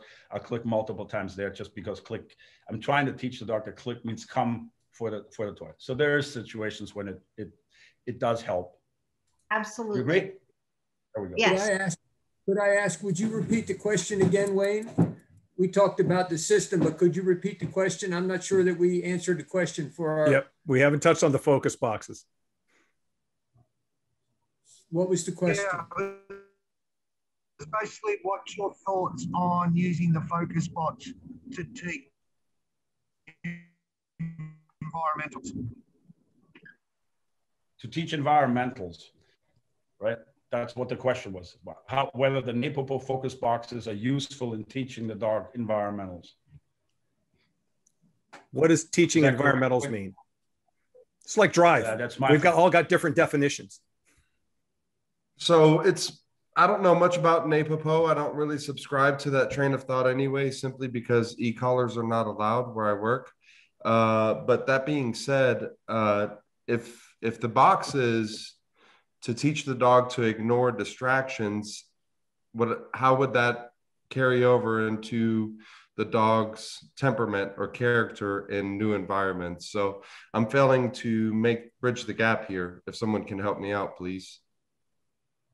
Well, in the NAPOPO thing, it would be like this. The dog basically goes to the box, eventually starts getting low stim to go to the box. Eventually the dog starts blocking other things out to go seek out the box. And eventually you substitute the box with something else like odor or a touch target or something like that. And then when the dog is put in sort of a threshold and you say, that's where people start using the term activate or ignition with the e-collar. As soon as the e-stim comes on, it says, I got to get to a damn box. I got to get to a box. And they get preoccupied because they get tunnel vision about getting to that box. I think it can mask the problem. I don't think you're really allowing the dog to realize where he's at, to absorb the environment, and to learn to process it and deal with it. If it is ignored and blocked out, the dog's not dealing with it. And really only Steve has worked with me in person. I work very deliberate when I decoy. I don't do very much hectic stuff. I show the dogs exactly what's about to happen to them. And some dogs, initially, especially if you work a little bit busy, they don't notice anything. And then I'm going to turn them around and I'm going to say, hey, do you realize I just stuffed you in a closet? Do you realize you're in a closet? Do you realize I could kill you in this closet? You're really in a bad spot here. Are you aware of that? And some dogs aren't. They're just kind of oblivious and biting and biting. But if you can make the dog aware of it, he has to deal with it. He has to process it. Now, he may get tense, he may get a little worried. As soon as he shows me some kind of a positive response, I'm going to reinforce that. But I just came from a seminar where we did a whole bunch of that stuff. I need the dog to actually acknowledge the environment, react to it the way he might initially react to it, and then find a better way to do it and not just block it out. You can run a dog over tile floors 1,000 times, even though he was afraid of it the first time around. Then you send him across graded floors that he can see through, and he's going to be weirded out again. It's about getting him to sort of say, this worries me, this concerns me, but I'm going to get mine anyway, and I'm going to succeed. That to me is, again, the behavioral science approach to training, to get the dog to find an internal mechanism that allows him to deal with his own worries and concerns. And that's better than desensitization or getting the dogs to ignore environment. That's been my experience. And I do this, like, that's kind of what I'm brought in for more than anything else. Very well put. Yeah, because the only thing, when once again seeing it from the outside, not being very deep into the NAPOPO, the only thing that honestly reminds me of is the horse blinders on the horse, to teach them you can't look anywhere, you can't focus on anything other than the task at hand. But like you said, then once again, it's teaching the dog to ignore the distractions, not building their environmental strengths, if you will. I agree with that. Yeah. Like NAPOPO creates tunnel vision, one behavior only, and I stick to this, and this gets me my outcome. And like I said, it can lead to some very, very strong looking performances. It's just in the environment that I work in, for example, where you really have no way to foretell what it's going to look like. I think you need to have the dog, you need to teach the dog to be secure in himself and to find ways to conquer his own worries and his own fears, rather than hoping that he's not feeling fearful anymore, because that's never going to happen. Something will scare every dog. And if he says, it scares me, but I'm going to do it anyways, it's always the more successful response in the long run. So, yeah, I think this breaks down the difference between competence and fluency. If you go through a certification test, you're basically testing for competence. Is this meet the minimum standard that we can throw this thing out in the street or out in the field and do this? And that's just because at some point, some certifying body has to have a lowest common denominator standard that they say everybody can meet. But the reality is fluency is when you can get out there and operate in any environment, doing that very thing as if you were in the perfect training environment. And Armin has seen dogs, I've watched him work some of our dogs that were where the handlers, without even realizing it, had trained the dogs more for certification than they had for the work. And I think Armin's description of what he does underplays how important his role in that is, because when he says, if that dog that's in that closet and feels, and all of a sudden realizes it's in a closet and this guy could kill him in this closet, and he decides that, no, I'm going to push into you and I'm going to fight my way out, or I'm just going to fight you, period, wherever we are. And when he says, and I reinforce it with that, I don't think most people understand the elegance of the reinforcement that's given. Sometimes it's nothing more than the briefest, littlest breakdown in structure, a little, oof. It's nothing big, it's nothing loud. It's just enough to let the dog knows I can affect you. And if I keep on persevering through this stuff, I can continue to affect you, no matter what you throw at me, no matter what's between you and me, no matter what's under my feet, no matter what table or countertop in an old school you put me on top of, I can affect you. And I'll keep on affecting you until this is over. That is, particularly in the military context, absolutely essential. In the law enforcement context, it's there, but I'm going to tell you right now, there's the general public is getting less and less willing to accept that. And we're having to adjust our tactics in such a way that we abbreviate contact whenever possible. And the trouble with that is when that becomes your focus, then that dog learns that. Then the dog learns, okay, there's a stopwatch going.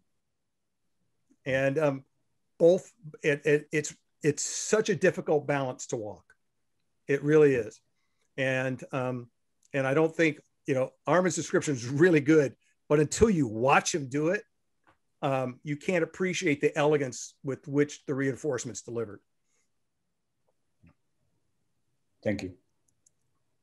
So the way to use different terms that you did, I always call it a functional transferable skill versus a picture. Because certification can be a picture. You can create a picture that looks just awesome. And then as long as the dog can repeat that picture, he's basically blessed off as being certified, having met the minimum standard. The transferable skill is when the dog can basically perform what we're asking him to do anywhere.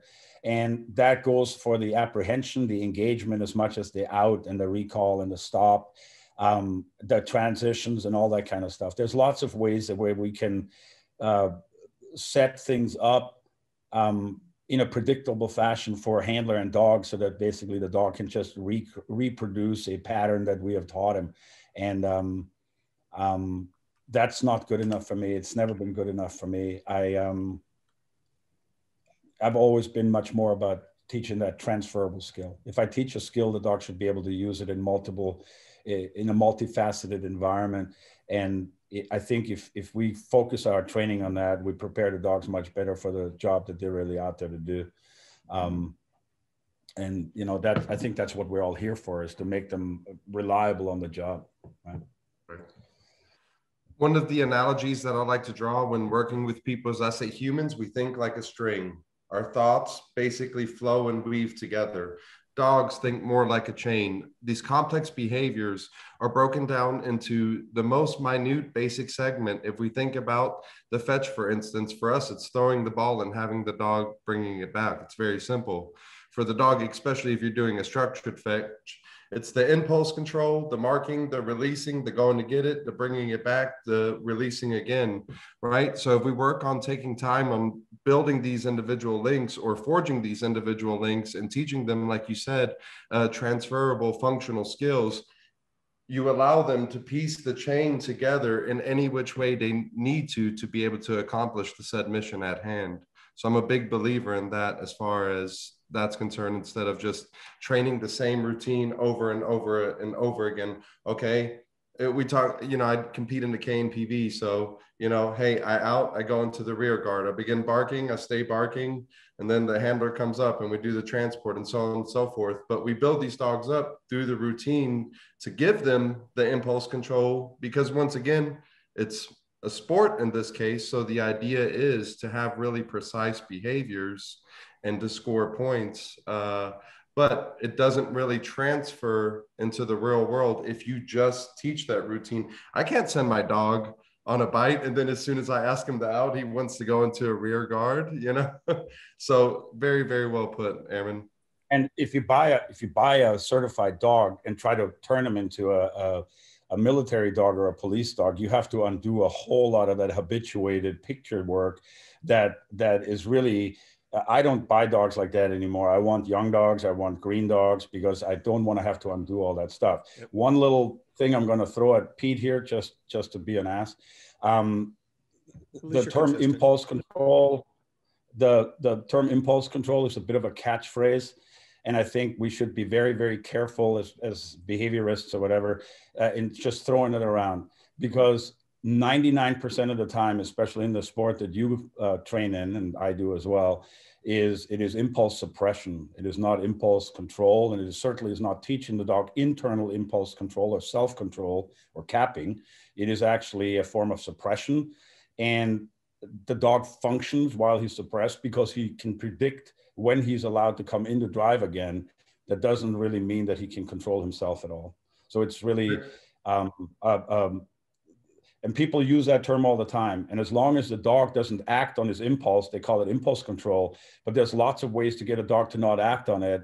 And one of my problems is that most people teach reduction of drive, reduction of intensity, and suppression of impulse instead of impulse control, where the dog really learns how to master self-control so that he can basically hold his drive at pretty much max level, but still functions.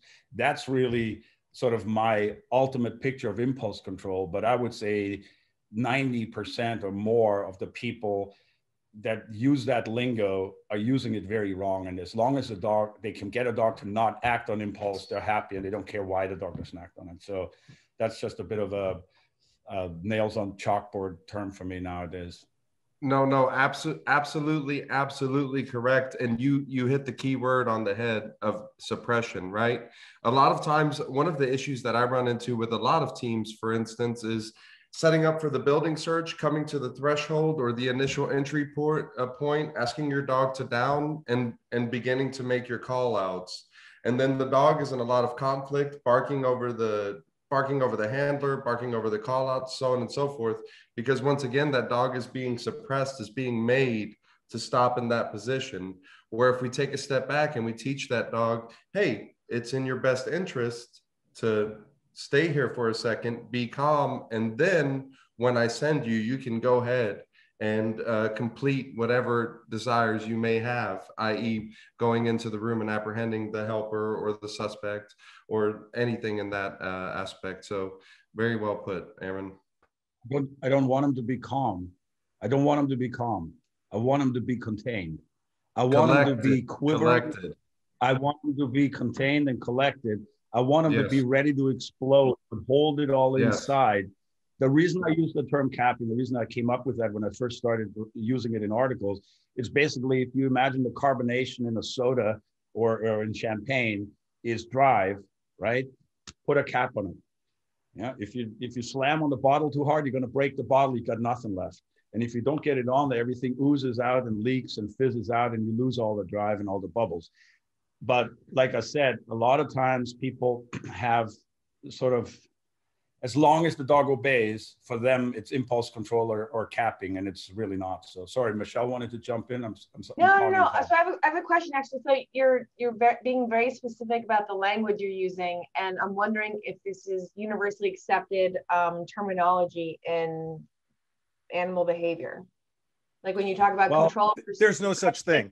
Or calm versus containment. Like, is this Armin vernacular, or is this it doesn't have to be Armin. Okay, it doesn't have to be Armin vernacular. The thing is this: a dog who is calm at the breach is not functional when he enters the breach unless something inside activates him. So so I think it's very important that we tell people. It's very important that we tell people that trying to calm the dog down at the breach is not an adequate solution. The dog has to learn to control his own urges, and really he needs to look intense. He needs to look ready to explode. He needs to quiver in anticipation. And to me, that's not a calm state. It's a contained state. And you can use capping, you can use whatever. Calm is the wrong word. For me, when I'm getting ready to fight, and just because of my history, I've had a few fights, and I'm not calm. I'm not a spaz. I'm not out of control. I'm not a lunatic, but I'm ready to go and do some damage. And I'm internally very, very excited and ready to explode.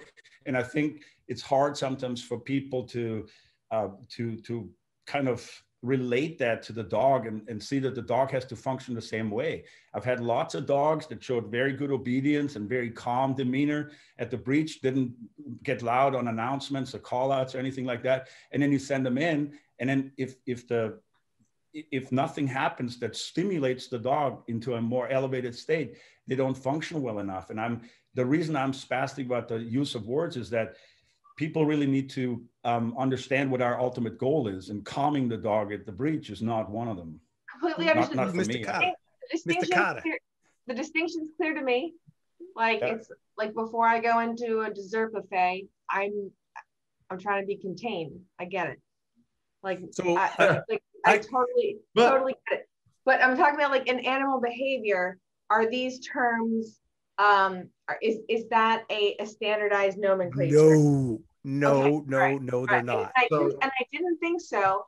And I know like Robin's on standards board, so and canine in general suffers from just having different vocabulary for the same type of things. And I think your insistence or the way you use language is really important. And so calm is not the right word, right? So contained is like you want that like the seltzer bottle like ready to explode.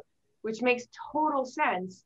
And control versus suppression makes total sense. I was just wondering if that was coming from somewhere that I could like read up on and educate myself, or if that is just from like School of Hard Knocks. Okay. It wouldn't matter if it was, okay? Because here's one thing. This is one of my pet peeves. A very well-known behavioral scientist won a Nobel Prize for coining a word. The word is imprinting. Imprinting has a meaning. The guy won a Nobel Prize for it. And some Tom, Dick, and Harry in 2021 tells me, well, I used the word different. Okay. So it doesn't even matter. I mean, you can't have any higher accolades than a Nobel Prize, but people still don't respect it. Actually, the only person in the industry that has been respectful about it so far has been David Adibimpe from ScentLogix, and whatever you may think of his products doesn't really matter to me. He used to put on his packages canine imprint aid. And I gave him so much shit for it. I said, you're a scientist and you're using another scientist's term totally incorrectly. How do you do that? Well, that's because everybody talks like that. I said, but you're a scientist. Call it something else. Why do you perpetuate it? That's correct. And he's changed it. His packaging no longer says imprint on it. It's now David is responsive. I'll give him credit. And he's a scientist. Why are we giving him credit? Giving him credit for giving him credit. Something that he was doing wrong? Yes. Oh. No, I'm giving him credit because he changed his labeling because of our conversation. And he took the term imprinting off his packaging because he wanted to be true to the scientific terminology. That's what I'm giving him credit. Can I chime in on this, Michelle? Because the only place you're going to find the term impulse control is not in the scientific literature. It's in the practitioner literature. Yeah. So what is the practitioner I have this debate. What is practitioner literature? So you're going to see it in the civilian dog training world, particularly the clicker training community. I've had this discussion, this very same discussion. Peter's role would have been my role, and Sarah Owings would have been Armin's role. Sarah Owings is, no, there's no such thing as impulse control. There is stimulus control. And the answer is they're both right, in that I want exactly what Armin described. And so in other words, this is an example of all of us speaking different dialects of the same language. Right, and wanting the same thing. And what Armin's describing is, for me, the reason I used the term impulse control was the impulse to do something is in the dog, but the dog himself has learned to exert control on just following that impulse until the stimulus says it's go time. Mm-hmm. All right. And until the green light, the green light says go time, because the stimulus is already there. Yeah. And for me, cues are green lights. All cues to do a behavior are green lights. So we're in 100% agreement on this. So I'm not as death against impulse control, but what I want is the discussion we just had. We just explored a gap in our understanding of terms that needs to be explored. And to your credit, Michelle, he made a statement, you made a statement, Michelle asked a question. And the question is one that didn't involve, she's looking for outside sources on this.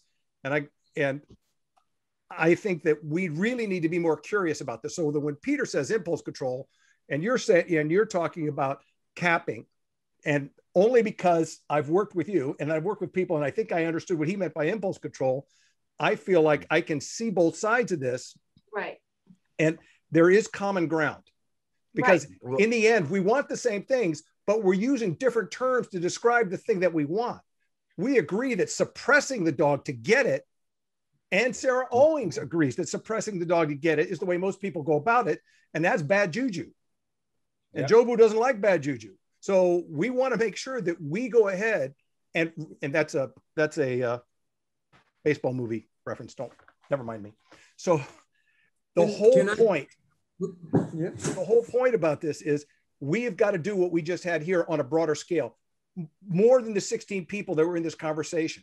Yes. We've got to sit there and realize that our terminology is what causes most of our fights. Armin, you've probably been there. I know you have, Peter, at the canine conference, at the conference after the conference, in the hotel lobby where everybody's got their coolers full of beer or whatever malt beverage you prefer. And about at some point, there will be a knocked out, drag out physical fight between two people arguing over play drive versus prey drive versus ball drive. Yes. And it will. And it's tough when amongst the experts or the SMEs or whatever you want to call it, and when you talk to the new handlers, their heads spinning. And so if we can't get on the same page or agree or even discuss it civilly, I mean, how are we going to further the industry and lead them in the right direction? By doing what we just did. Right. No, and this is what I'm saying. Like, I think that's why this is so important. And I think that's maybe, when I'm thinking about canine conferences, like what's the gap? What is the next step? Because even I wasn't happy with my presentation at Blue Line. So I'm not. So he's like, me neither. Your presentation sucked. No, but just, I'm just like, am I just giving information and it was too much, just overload, but like, am I I don't know, like, are we coming together? Are we stoking these conversations? Are we leaving better informed? Are we just leaving more confused than we arrived? We're Sisyphus on the hill. Yeah. We are just rolling that rock up. It gets to the top and then boop back down, do it again.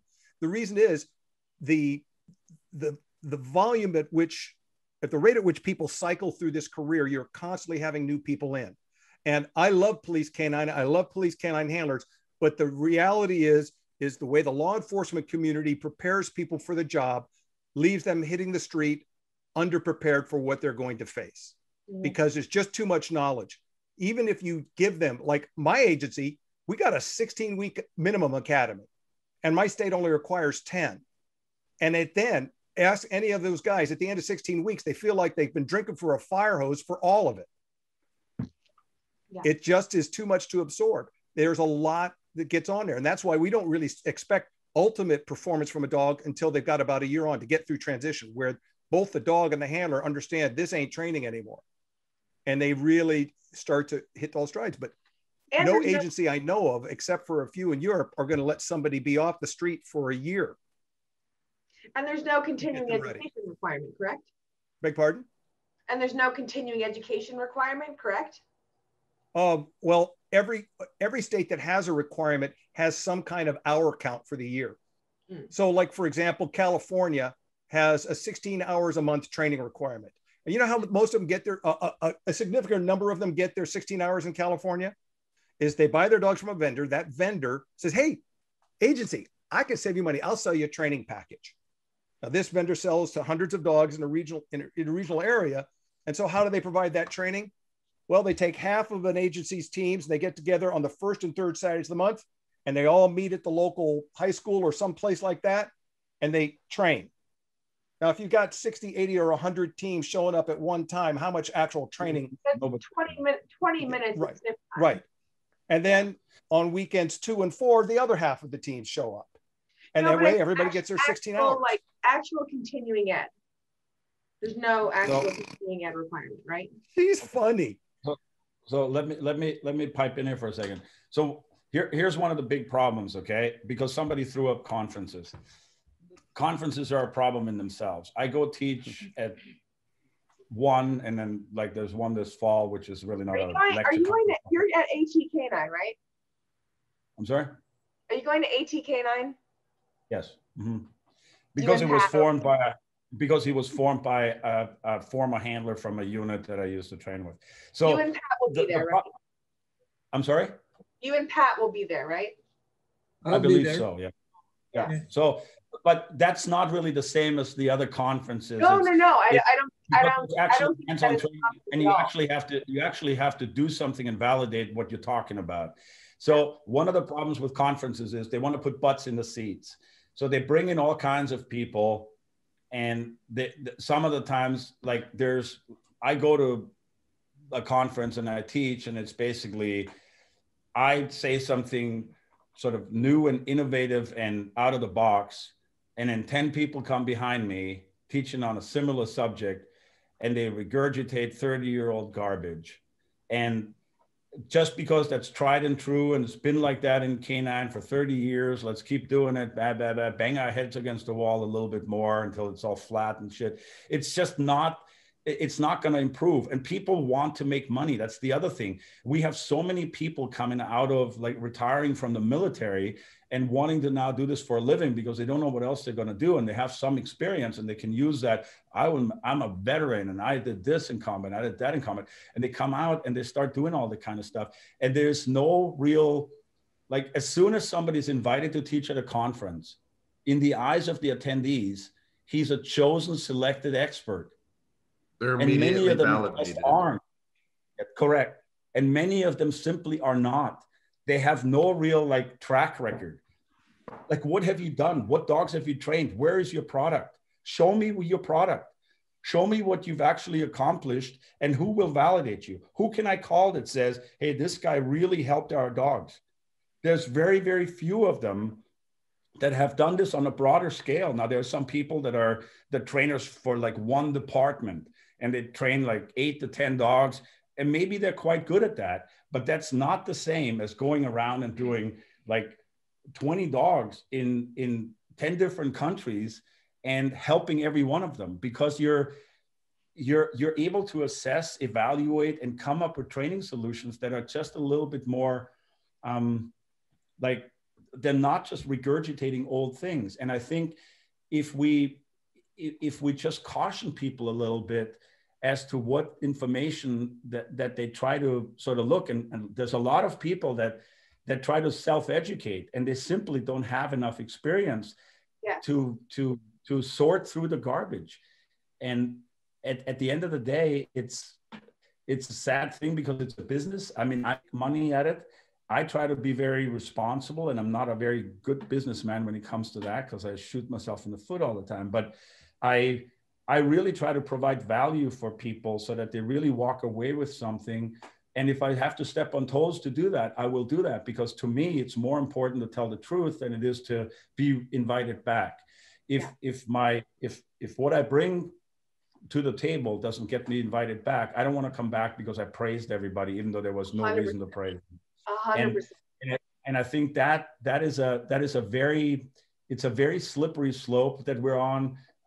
You know, we have one guy, he's running 3 different conferences now. He's got a horrible criminal record himself. He doesn't pay his people. He doesn't pay their hotel, and he hires charlatans. He hires some people that have credit, but he also hires and employs people who now pad their resume with this. He hires people who are basically dominates the U.S. conference market. And he does a horrible service.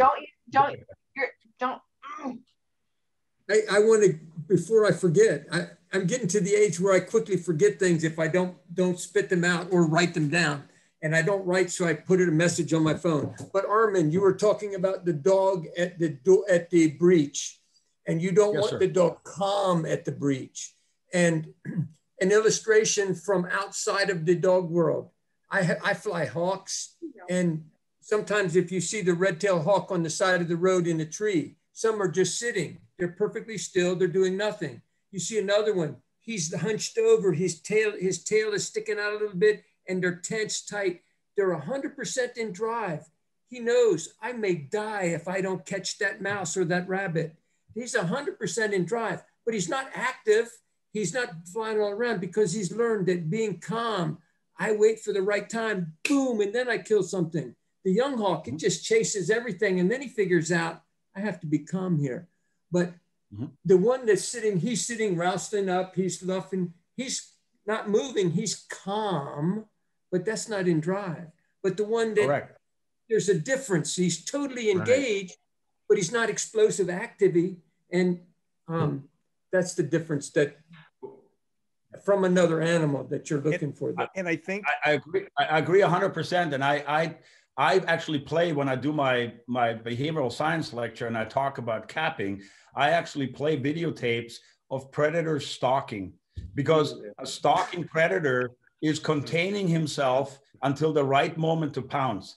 And probably hundreds of times before he actually learned how to wait, he simply didn't eat. A fox that sits in front of a hole waiting for the mouse to come all the way out of the hole and move far enough away from the hole so that he can pounce on it it's kind of funny. It was Tazzy and I, we weren't married yet. We were just beginning our relationship. We were doing a seminar together in Sweden, and we were driving to the location, and I'm driving through this field, and I see this fox sitting in the middle of a field, ready to sit at a mouse hole. And I pull over and I stop. Look, that's a fox capping. Watch him. And we watched him for a few minutes, and sure enough, he pounced on a mouse. So while he was staring at that hole, he can't be busy, he can't be loud, he can't fidget, and he can't take his eyes off the prize. That's capping, and it is not calm. It is locked and loaded. It's locked and loaded. Is what it is. Yes. You know what? Peter, go ahead. So the one thing that I've noticed that Armin said, that Pat said, and that I said, we may have used all different terminology, but and I believe you said it too, Steve, but we may have used all different terminology to describe the exact same behavior that we're looking for out of the animal. So I called it calm, Pat called it calm, Airman calls it capping. Steve, I think you called it capping too, but ultimately, and Michelle brought up a great point, as trainers, we all know what we're looking for, and we're all looking for the same thing. We just have a little bit of terminology. And Steve, I'll borrow some of yours right now. As trainers and as instructors, a lot of times we do have to speak the practitioner's language so they understand. So that's why analogies are a big thing, at least what I do. I relate to situations where people understand it. So that hawk getting ready to pounce, or for instance, Airman said it. I had a conversation today in Handler School exactly about that. I said, these animals, these predators, look at any lion before it's about to pounce on the gazelle. Look at wolves do a little more of a pushing type hunt, but look at any predator who stalks and then pauses before it pounces, waiting for the right moment. If we can tap into the dog's biological response, into its predatory motor, I call it the predatory sequence, but Robin referred to it as something else. But if we could start manipulating those biological responses to the stimuli that we introduce to them, we get the perfect behaviors. And so as trainers, we're all looking for the same thing, but we may call it something differently. And it would be great to come together and maybe start level setting on certain terminology, because a lot of it is artificial polarization within our industry. Well, Pete said it this way, Armin said it this way, Robin said it this way, Pat said it this way, Steve said it this way, but at the end of the day, we're all talking about the same exact thing. Yeah. One of the things... Go ahead. Go ahead, Robin. So it's predatory motor pattern by Coppinger, right? So one of the things that I was at Blue Line, I got home and went into 4 days of cadaver dog evaluation and apprentice evaluating. And at the end of that weekend, one of the things that came out of that whole particular discussion was, where do trainers go to have discussion and replenish our souls as trainers?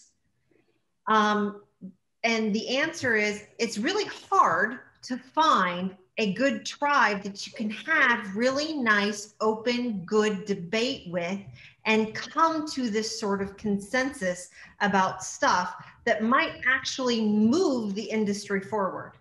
This is such a good point, because all of my therapists have therapists. Right. And so I was like, yay for Wayne on putting this together. Yay team. Anyway, so I think maybe that's one of the things that should come out of this particular roundtable, is that those of us that might be on this call are actually level setting And I have some students who are like Facebook messaging me as we're going through this whole thing, right? And they're like, people just come up with new terms because then they can market things better. Bingo. Old wine in new bottles. Yes. So for me, yes and like no. for Yes and no. Yes and no. Sometimes there's a difference without a distinction, and sometimes, like Armin's saying, there is a difference, and it's real. I'm specifically talking about the things where people attach a new label to something that good trainers have been doing for a long time. There are innovations to be made, and that they do deserve a name, no doubt about it. But after 46 years in this business, I grow weary watching somebody talk about this new great thing, and it's something Armin's been doing for 30 years, maybe 40.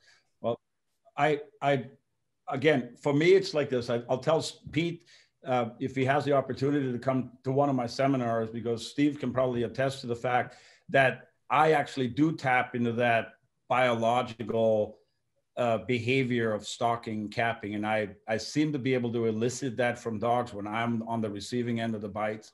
And I tap into that because for me, capping aggression and capping all the things that are activated during an aggressive deployment are much, much more difficult than just capping prey drive. But if the dog knows what it feels like to cap prey drive first, the dog is going to resort back to that successful feeling and try to duplicate it and try to containment again. Even though it's a different emotion and a new emotion, he's going to try containment as a success behavior because it's worked for him in the past. And I've been quite successful with that. That's one of the reasons that I'm invited to train with the units that I do, because that's a little bit of my shtick. The other thing I say to this with people that use terms, okay? Like I use the term capping. I wrote the term capping in an article some 25 years ago. And like, if you don't write it down, you can just make it up as you go, and you can modify it and you can change it all the time. I've identified it 25 years ago. I continue to identify it the same way, what capping is. I use the soda bottle example. I explain what I want to see in the animal, and it's just a word. And I tried to come up with a word that would represent visually, in a way, what I want the dogs to actually do when I'm training this particular skill. And then people start using capping synonymous with obedience. So as long as the dog lays down, he's capped. Even though he's looking like Stevie Wonder because he doesn't want to look at temptation because it drives him crazy, that's not capping, people. Stevie Wonder, the temptations were different. So here's another thing that Pete and I have a bit of an advantage. There's been some stuff going around in Norway, and then also Bob Eden has jumped on that bandwagon a little bit, where people said, let's get rid of the word drives and let's just come up with behaviors. Everything is just behaviors. Well, there are drives. There are real drives. There are not that many, but there are real drives. People just don't define it well. And the word drive in the English language, and I tried to write rebuttal articles, and Tazi actually wrote a rebuttal article to one of the Canis Institute people, because she said there is no such thing as a drive. In the English language, there's a lot of terms that are used interchangeable. Skinner, we refer back to Skinner over and over and over. Skinner used the word action and behavior interchangeably. Well, they're not interchangeable. One signifies, in the German language, the word Verhalten is a whole lot different than the word Aktion. And behavior is the result of an internal mechanism. An action is just something like, you know, scratching his face. There doesn't have to be an internal mechanism involved. The other thing is the word drive.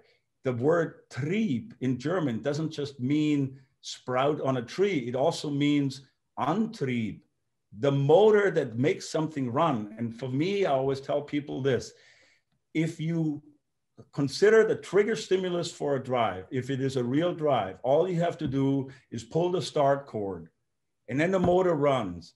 And then the motor does what the motor is supposed to do. And you don't have to do anything to make that happen anymore. It happens that way. But English language people cannot find this in any scientific English literature anywhere. And in translation, sometimes people use the word instinct and drive interchangeably, and the two things are different. A drive is a motor, and an instinct is just a proclivity to react. That doesn't mean there's a motor there yet. And I think people like, look, do you know how many people throw around the word operant conditioning that have never read a single Skinner text in their life? It's become a catchphrase. People don't even know what it is. They don't even know what operant conditioning truly is. People throw around classical conditioning all the time. They don't know what it is. Well, it's part of learning. It's not learning. The dog is not, classical conditioning creates something that the dog is completely unaware of. It's an involuntary response. You cannot say that's a trained thing. That is something that we can condition and something that helps us in training, but it is not the same as a trained response like we can create through operant conditioning or instrumental conditioning. Wait a minute, Armin. Are you telling me that Pavlov's dogs didn't say, "Oh, hark, I hear yon bell, I think I'll drool now"? Well, they didn't, but they also, the other thing is like people are coming up with this, like, I decided to use low stim electric and feed the dog, and I'm doing classical conditioning. Well, Pavlov used electric shock to get the same salivation response. Pavlov's theory was this: a neutral stimulus that has no prior meaning can substitute for a real stimulus and create the same brain reaction as the real stimulus. That's what classical conditioning is, without the animal being aware of it. And he messed around with all kinds of stuff. Everybody loves to talk about the dinner bell because it sounds very cute. Nobody talks about the fact that he shocked animals as well and got the same response because the dogs didn't know what the shock is. But how many people read Pavlov? How many people have read people talk about nerve all the time? Where does the word nerve come from? The only person that has ever in scientific literature wrote about nerve is Pavlov when he defined the 4 higher nervous system type. Who on the panel can name them right now? The 4 higher nervous system types as defined by Pavlov. Name them. I don't know that, but he didn't use a dinner bell, did he? It was a metronome. I have read his conditional responses. Conditioned reflexes. Conditional, it may have been one way. It was conditioned. Yeah, but I don't know that answer. But tell us, what are the 4 higher nervous systems? They are melancholic, choleric, sanguine, and phlegmatic. And Pete, if you've ever studied any of the East German Körung, have you ever heard of the term right of center or left, linkslagig, rechtslagig? Yeah, linkslagig and rechtslagig, yeah.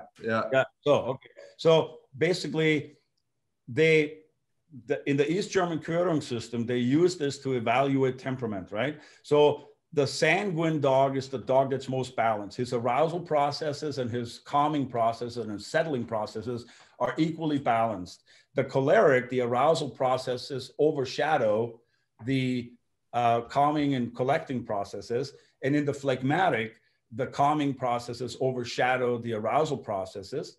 So they calm down quicker. And then you have the melancholic who feels sorry for himself all the time. We really don't see that in working dogs very much. But if you wanted to use like visual examples of that, Chihuahuas would be cholerics, right? The typical working dog, a solid, stable German Shepherd would be a sanguine, and a Saint Bernard would be a phlegmatic, or a Newfoundlander, right? Now you have to say, when you put those typings into the Malinois, you may still have differentiations of those processes, but it's much more nuanced than it is in the bigger picture. But again, my point is just people talk about nerve all the time, and nobody, and in my article, Tell Me About Your Dog that I wrote, I don't know, whatever, 20 some odd years ago, I talk about that because people use the term nerve all the time, and nobody can tell you, well, this dog is thick nerved. Well, what do you mean by that? We're talking about a phlegmatic, right? This dog is thin nerve. What do you mean? Well, you're talking really about a choleric. If you look at the actual descriptions, and Pavlov was a cruel person, but he was also a brilliant scientist. He just didn't seem to have a lot of empathy for animals, but he did some incredible things that I think we can learn from. That doesn't mean we have to love what he did. We just need to realize that he did some important research and we need to learn from it and adopt it into our analysis of what we're doing today, because those things were real, they happened, and they're as true today as they were then. Some of his interpretations, I think we have learned new things, and we can expand more on it and extrapolate more from it, but the science is still true. And I believe that we, you know, people like Michelle asked, where is this terminology? Some of this terminology actually does exist, and it is out there. People just don't bother to read up on it. Conrad Most wrote about the forced retrieve in his book in 1907. And I talk to people today that says, I'm going to do a forced retrieve with my dog. And I say, okay, what are you going to do? And they describe something. I said, that's not a forced retrieve. Well, that's what I mean by forced retrieve. Well, shit, somebody wrote this like 110, 12 years ago, and you just reinvent the term? Like, somebody wrote this down. And if that's not enough, then I think, you know, we need to just do more education of people that actually are dedicated individuals in the industry, so that at least they start to have some common ground and some common terminology and understanding. And the reason I always pick on words, I don't need Pete to use the same word I do. I just need to make sure that when he says calm, he doesn't actually mean calm, he means contained. And as long as he says, okay, well, I meant to say contain, I'm sorry, I used the wrong word. Or, well, I meant that, then we're good. But if I say, okay, calm, well, he's full of shit. Well, then we're talking past each other. So I ask him, hey, calm, is that really what you mean? I don't think that's really what you mean. And then he says, yeah, that's not what I meant. I just wanted to, you know, describe that he's not moving, he's not barking, he's not acting out. Okay, but there's not acting out in sort of a relaxed, chill fashion, and there's not acting out in that, ooh, tense, ready to explode fashion. And I think we need to be very particular in really describing what we mean. And I'm very demonstrative when I speak. So I think when people sit in my lectures in person, they really get what I mean.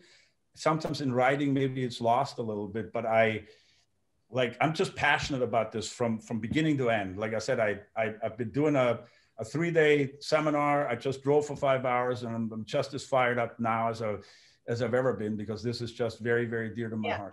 I can see that. You definitely did not decompress during your commute home. No, so there's idiots on the road.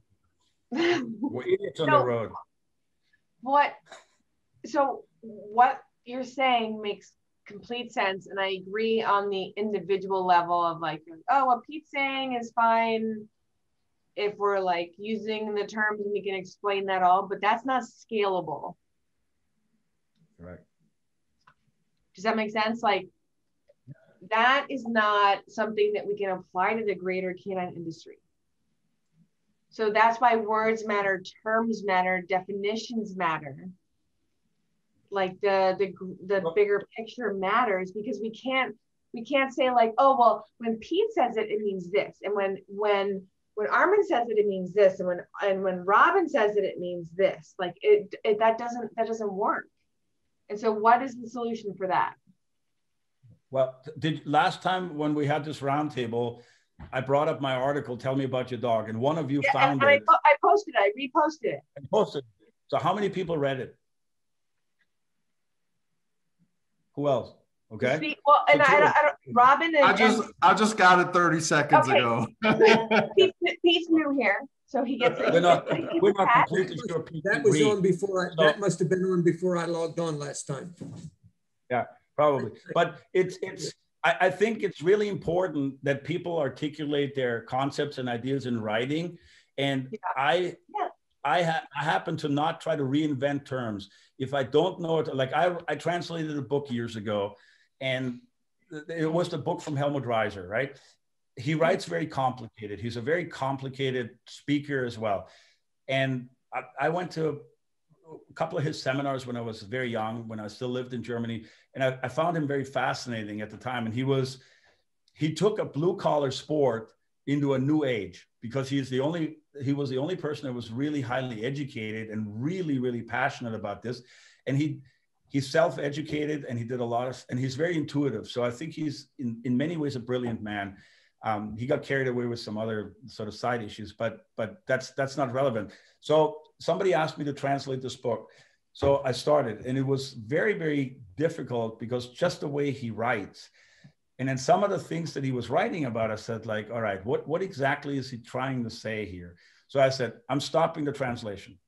So I bought all the books in the bibliography. Then I read all the books in the bibliography. And then I started again.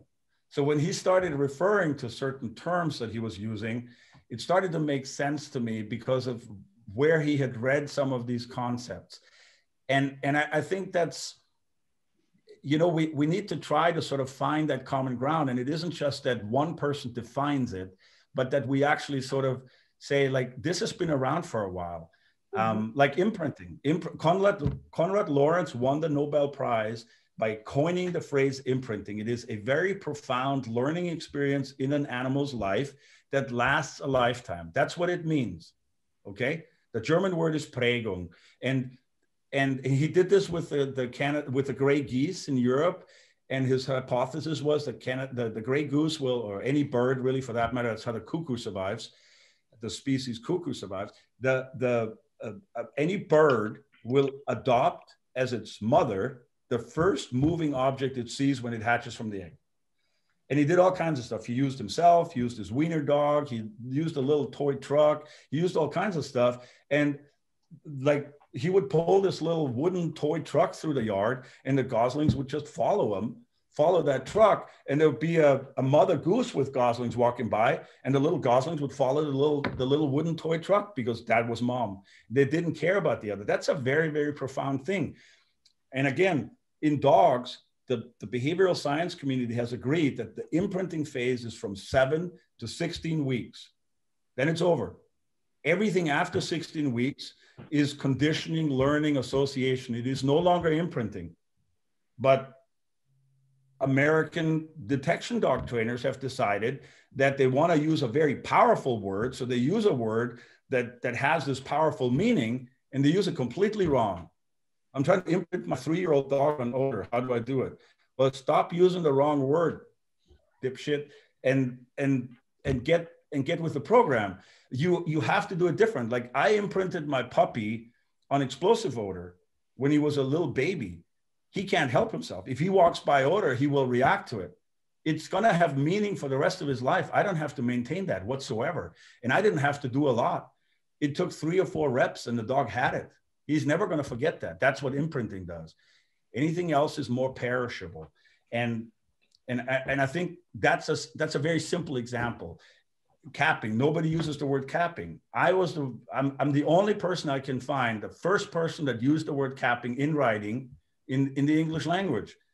Well, stop using the term 15 different ways. Try to at least adhere to something that's already been written. I wrote it, I defined it, I said what I mean by it.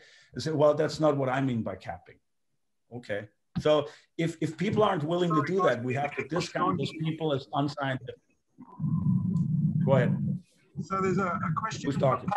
How do you introduce the e-collar to a new dog? Me? Is that for me? Yeah, Yes. it was directed at you, Pat, sorry. Okay, I will answer that one, but I want to also refer to a question that came up earlier about the e-collar. It said, does the e-collar stop a dog from problem solving? And there's, as I understand it, there's only 2 things I can apply, 2 ways to apply pressure in the dog. One is to apply pressure to make the dog do something, and then one is to apply pressure to stop the dog from doing something. And if you use the e-collar primarily to stop the dog from doing things, stop that, stop that, stop that, stop that, stop that. When he feels the e-collar, the question that comes to his mind is, what do I need to stop doing right now to feel better? But if you use it for pushing for behavior or forcing behavior, negative reinforcement, and his primary use of the e-collar is to push for desired behavior, if you teach him right, when he feels the collar, the question is, what do I need to do right now to make that stop? But what behavior do I need to initiate? What do I need to start? So no, if you use the collar properly, I'm answering a question earlier. If you use the collar properly, it doesn't stop the dog from problem solving. And then to answer the question there, how do I start the dog with a collar? I find a setting that the dog can feel and he's responsive to. And then I teach him, when you move, you can turn it off. And then I teach him lots of different ways to turn it off. There's some discussion on the internet. Somebody was very up in arms about using low-level collars and that it's teaching him to put up with more pressure. If there's a trainer on the West Coast said one time, there's only, no matter what your collar says, there's only 3 settings. You know, the doctors go 0 to 127. The Tritronics may have 8 different settings with 3 low, medium, and high. But no matter what it says, there's only 3 settings. Not enough, too much, and just right. If it's not enough, the dog is ignoring the collar. And if he's ignoring the collar, you are teaching him to put up with more and more discomfort. If it's too much, he's overwhelmed and he can't think and process, and he might respond correctly in that moment, but he can't think and process, and you're getting negative consequences for that application of pressure. Just right is, it's enough setting that the dog is motivated. It's important enough to him to say, what do I need to do right now to make that stop? But it's not freaking him out. He can think clearly and process. So I find that sweet spot. And then I teach him. The first thing I teach him is, when you move, you can turn it off. And then the rest of his life, I'll show him lots of ways to turn it off. That's how I start the e-collar. I think the problem is most people don't find that point of optimal annoyance. And that's what you're looking for. It's that mama bear thing that's just right. And in so doing, they create more problems for themselves when they solve than they solve. And just like a clicker is a tool that can, and believe me, I catch all kinds of flack for this, but a clicker can be abused too, and can take an animal and run it off the rails. And because it's a precision tool. And if you don't use it properly, it can cut the wrong way. And same thing with e-collar. It's a power tool. And when you use power tools, anybody remember Jim Dobbs? Oh, yeah. Yep. All right. Yeah. So Jim Dobbs and I had a conversation a while back, and we kind of came to an agreement that the collar is a coefficient of training skills, that a person who on the scale is maybe a 4, may be able to accomplish, may be able to accomplish what's with the e-collar, what someone who on the scale is an 8 can accomplish. Maybe if they do it right. But unfortunately, if they have really crappy training skills, the scale doesn't go from 0 to 10. The scale goes from -10 to +10. And if they are a -2 on the scale in training skills, then they will ruin a dog as fast as somebody does at a -8 without it. And you have to really, you have to have clean mechanics, exquisite timing, and a completely intuitive sense. You've got to get to the point where you don't have to think about what criterion you're going to reinforce next. You just have to be able to get in a flow and feel it and get there. And people aren't going to do that in the beginning. And that's why, Armin, you don't give your people a clicker first time around, right? I also don't give them the remote. Right. I don't give them the remote either. Right. And and we have to realize that when you use a power tool, just like Tim Allen on Home Improvement, man, sometimes more power means more risk, and you have to, and it can mean more rewards. But the unfortunate thing about that scale of training skills from -10 to +10, everybody who's on the negative side of the scale is in complete denial of that fact. Yeah. And I don't mean that the collar is only for encouraging behavior. You can use the collar to discourage behavior too. But it's just part of the package. But I don't use it primarily to discourage behavior.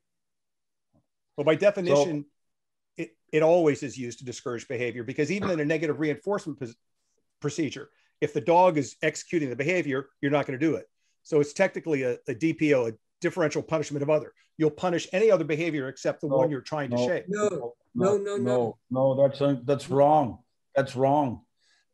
If you do a negative reinforcement, you're not punishing. The dog has to learn how to turn it off. That's a different thing as punishing others. Now, the dog may choose other behaviors, and that doesn't turn it off, but that's not the same thing. It is in the learning. It's not. Go ahead. I beg to differ, because if the animal was doing the behavior you wanted, would you apply? No, the question is, if the animal was doing the behavior you wanted, would you turn the button on? Sometimes I do. I push the button to encourage the behavior I want. So if the animal's like, let's say you wanted to get onto a platform, and if he's getting on the platform, and in other words, he's making the choice to get up on that platform, are you going to push the button? Sometimes yes. I repeat the command. Kennel. Push. If you hang on a second. If you're gonna use negative reinforcement, then absolutely yes, because he can never do it fast enough. That's just the way it is. Now, you can't say I'm going to use learning psychology terminology different again. Negative reinforcement is negative reinforcement, and punishment is punishment. And reinforcement and punishment are not the same. Punishment means the dog is given a choice. Negative reinforcement, there is no choice. Now, I don't agree with Pat's use of the word encourage. It is pressure. You pressure the dog to do it. You don't encourage the dog to do it.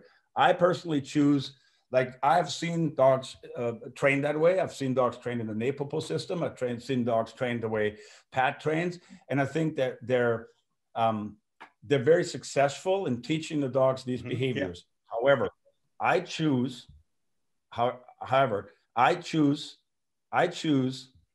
to not use negative reinforcement with the work dogs that I train ever, because I don't want to teach the dogs the concept of turning something off.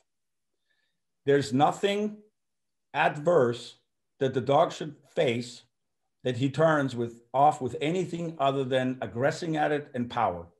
And to train a power dog with the concept of uncling to a stimulus is, for me, from an empathetic perspective, just not the right thing to do.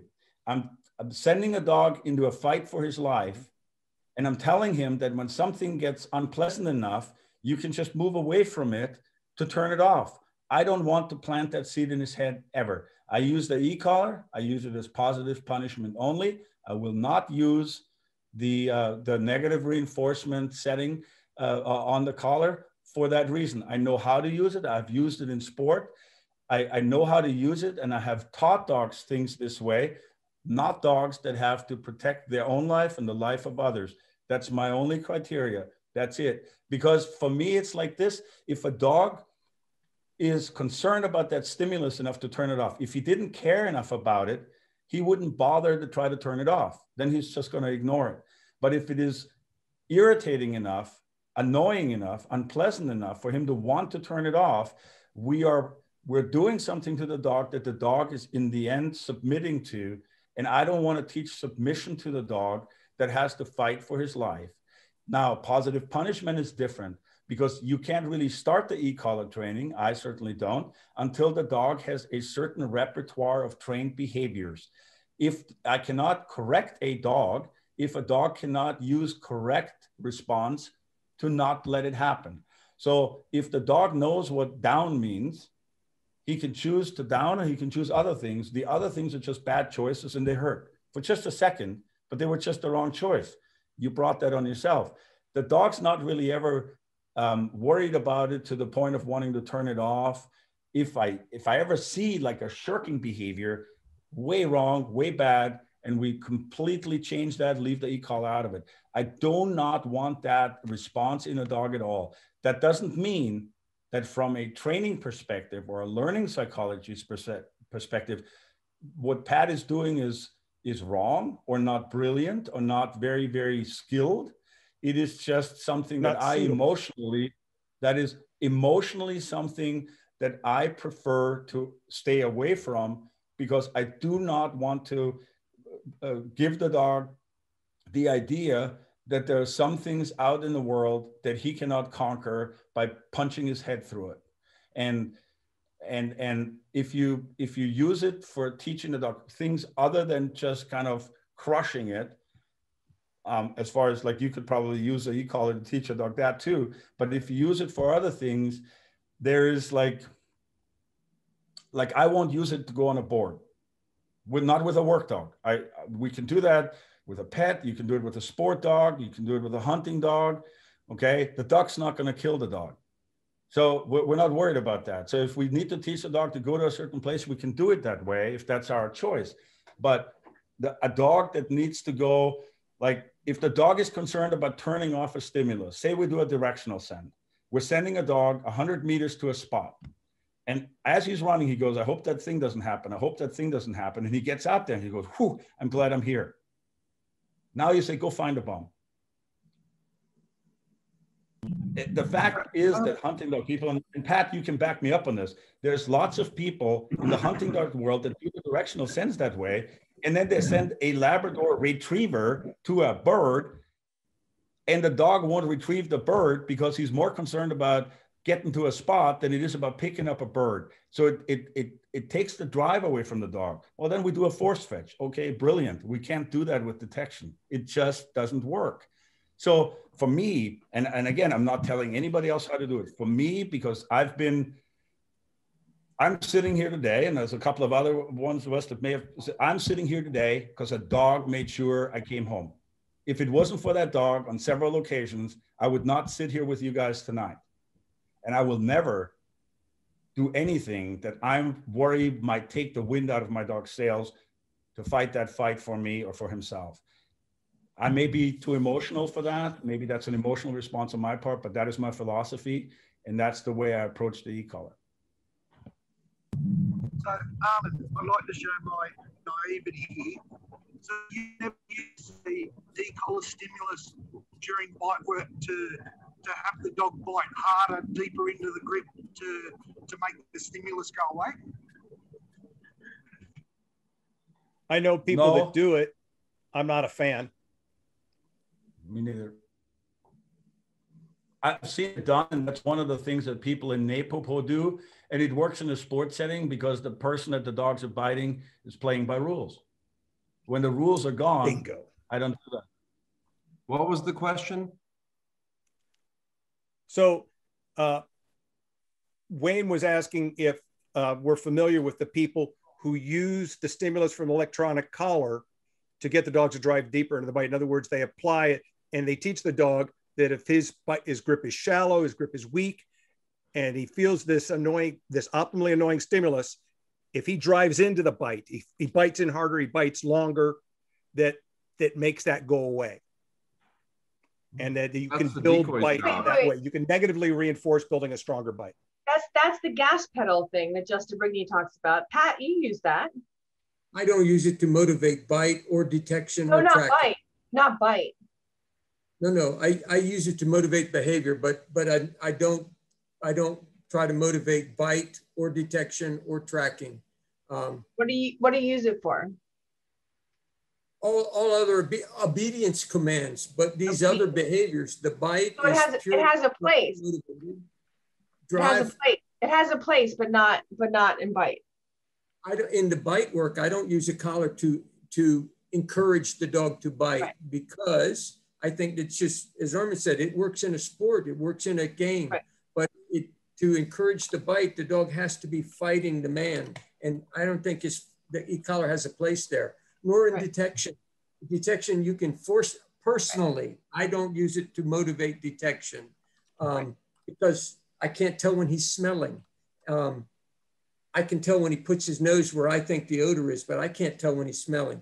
Armin, I will say about the directional dogs, you talked about retrievers that won't pick up birds. That's bad training when you end up at that point. The directional dog that won't do that. That's a result of bad training. And I would not argue. But But it's a common thing, right? Oh, it is a common thing. There's a common thing. It's lots of bad training. Denial of being on the wrong side of the scale. There's a lot. They're Yeah, the negative side of the scale. Yeah. They don't believe they are. No, that's right. There's a lot of bad training. Well, for me, like I said, I have a bit of an emotional thing because of my personal involvement with this. I take my job very serious, and my job, what I get called in for, I do my local stuff as well. But the big job I'm called in for is this: make sure our dogs can come home and bring our soldiers home in combat. And there are certain things I'm just very, very leery of, and I may be overly sensitive to that. I just have always felt that if you teach a dog this whole concept of like make that thing go away with anything other than like an assertive, aggressive power move, I think I don't want to use it. I don't want to use it in obedience. I don't want to use it in directionals. I don't want to use it for anything with dogs that have to fight for their life. Now, I may be, like I said, overly emotional on that perspective, but that's just my thing. And I get all the skills that people get using the negative reinforcement without using it. And the dogs I train show power all the time. These dogs just are very, very hard to defeat. And it's because I just never take any wind out of their sails, and I never plant that seed in their heads. Maybe the dogs are just that good. I don't know. But I just, for me, like I said, I use an e-collar. I don't mind using 2 e-collars. I have no problem with the stimulus. I have no problem with administering a correction or the electric stimulus as a correction. But I don't care about the e-collar. I don't want compulsion with the prong either. I don't want the dog bowing, period. Bowing is not in your repertoire. You don't bow. You don't even bow to your handler. You follow your handler's direction because he's your leader, not because he's your dictator or your supreme being. He is your leader.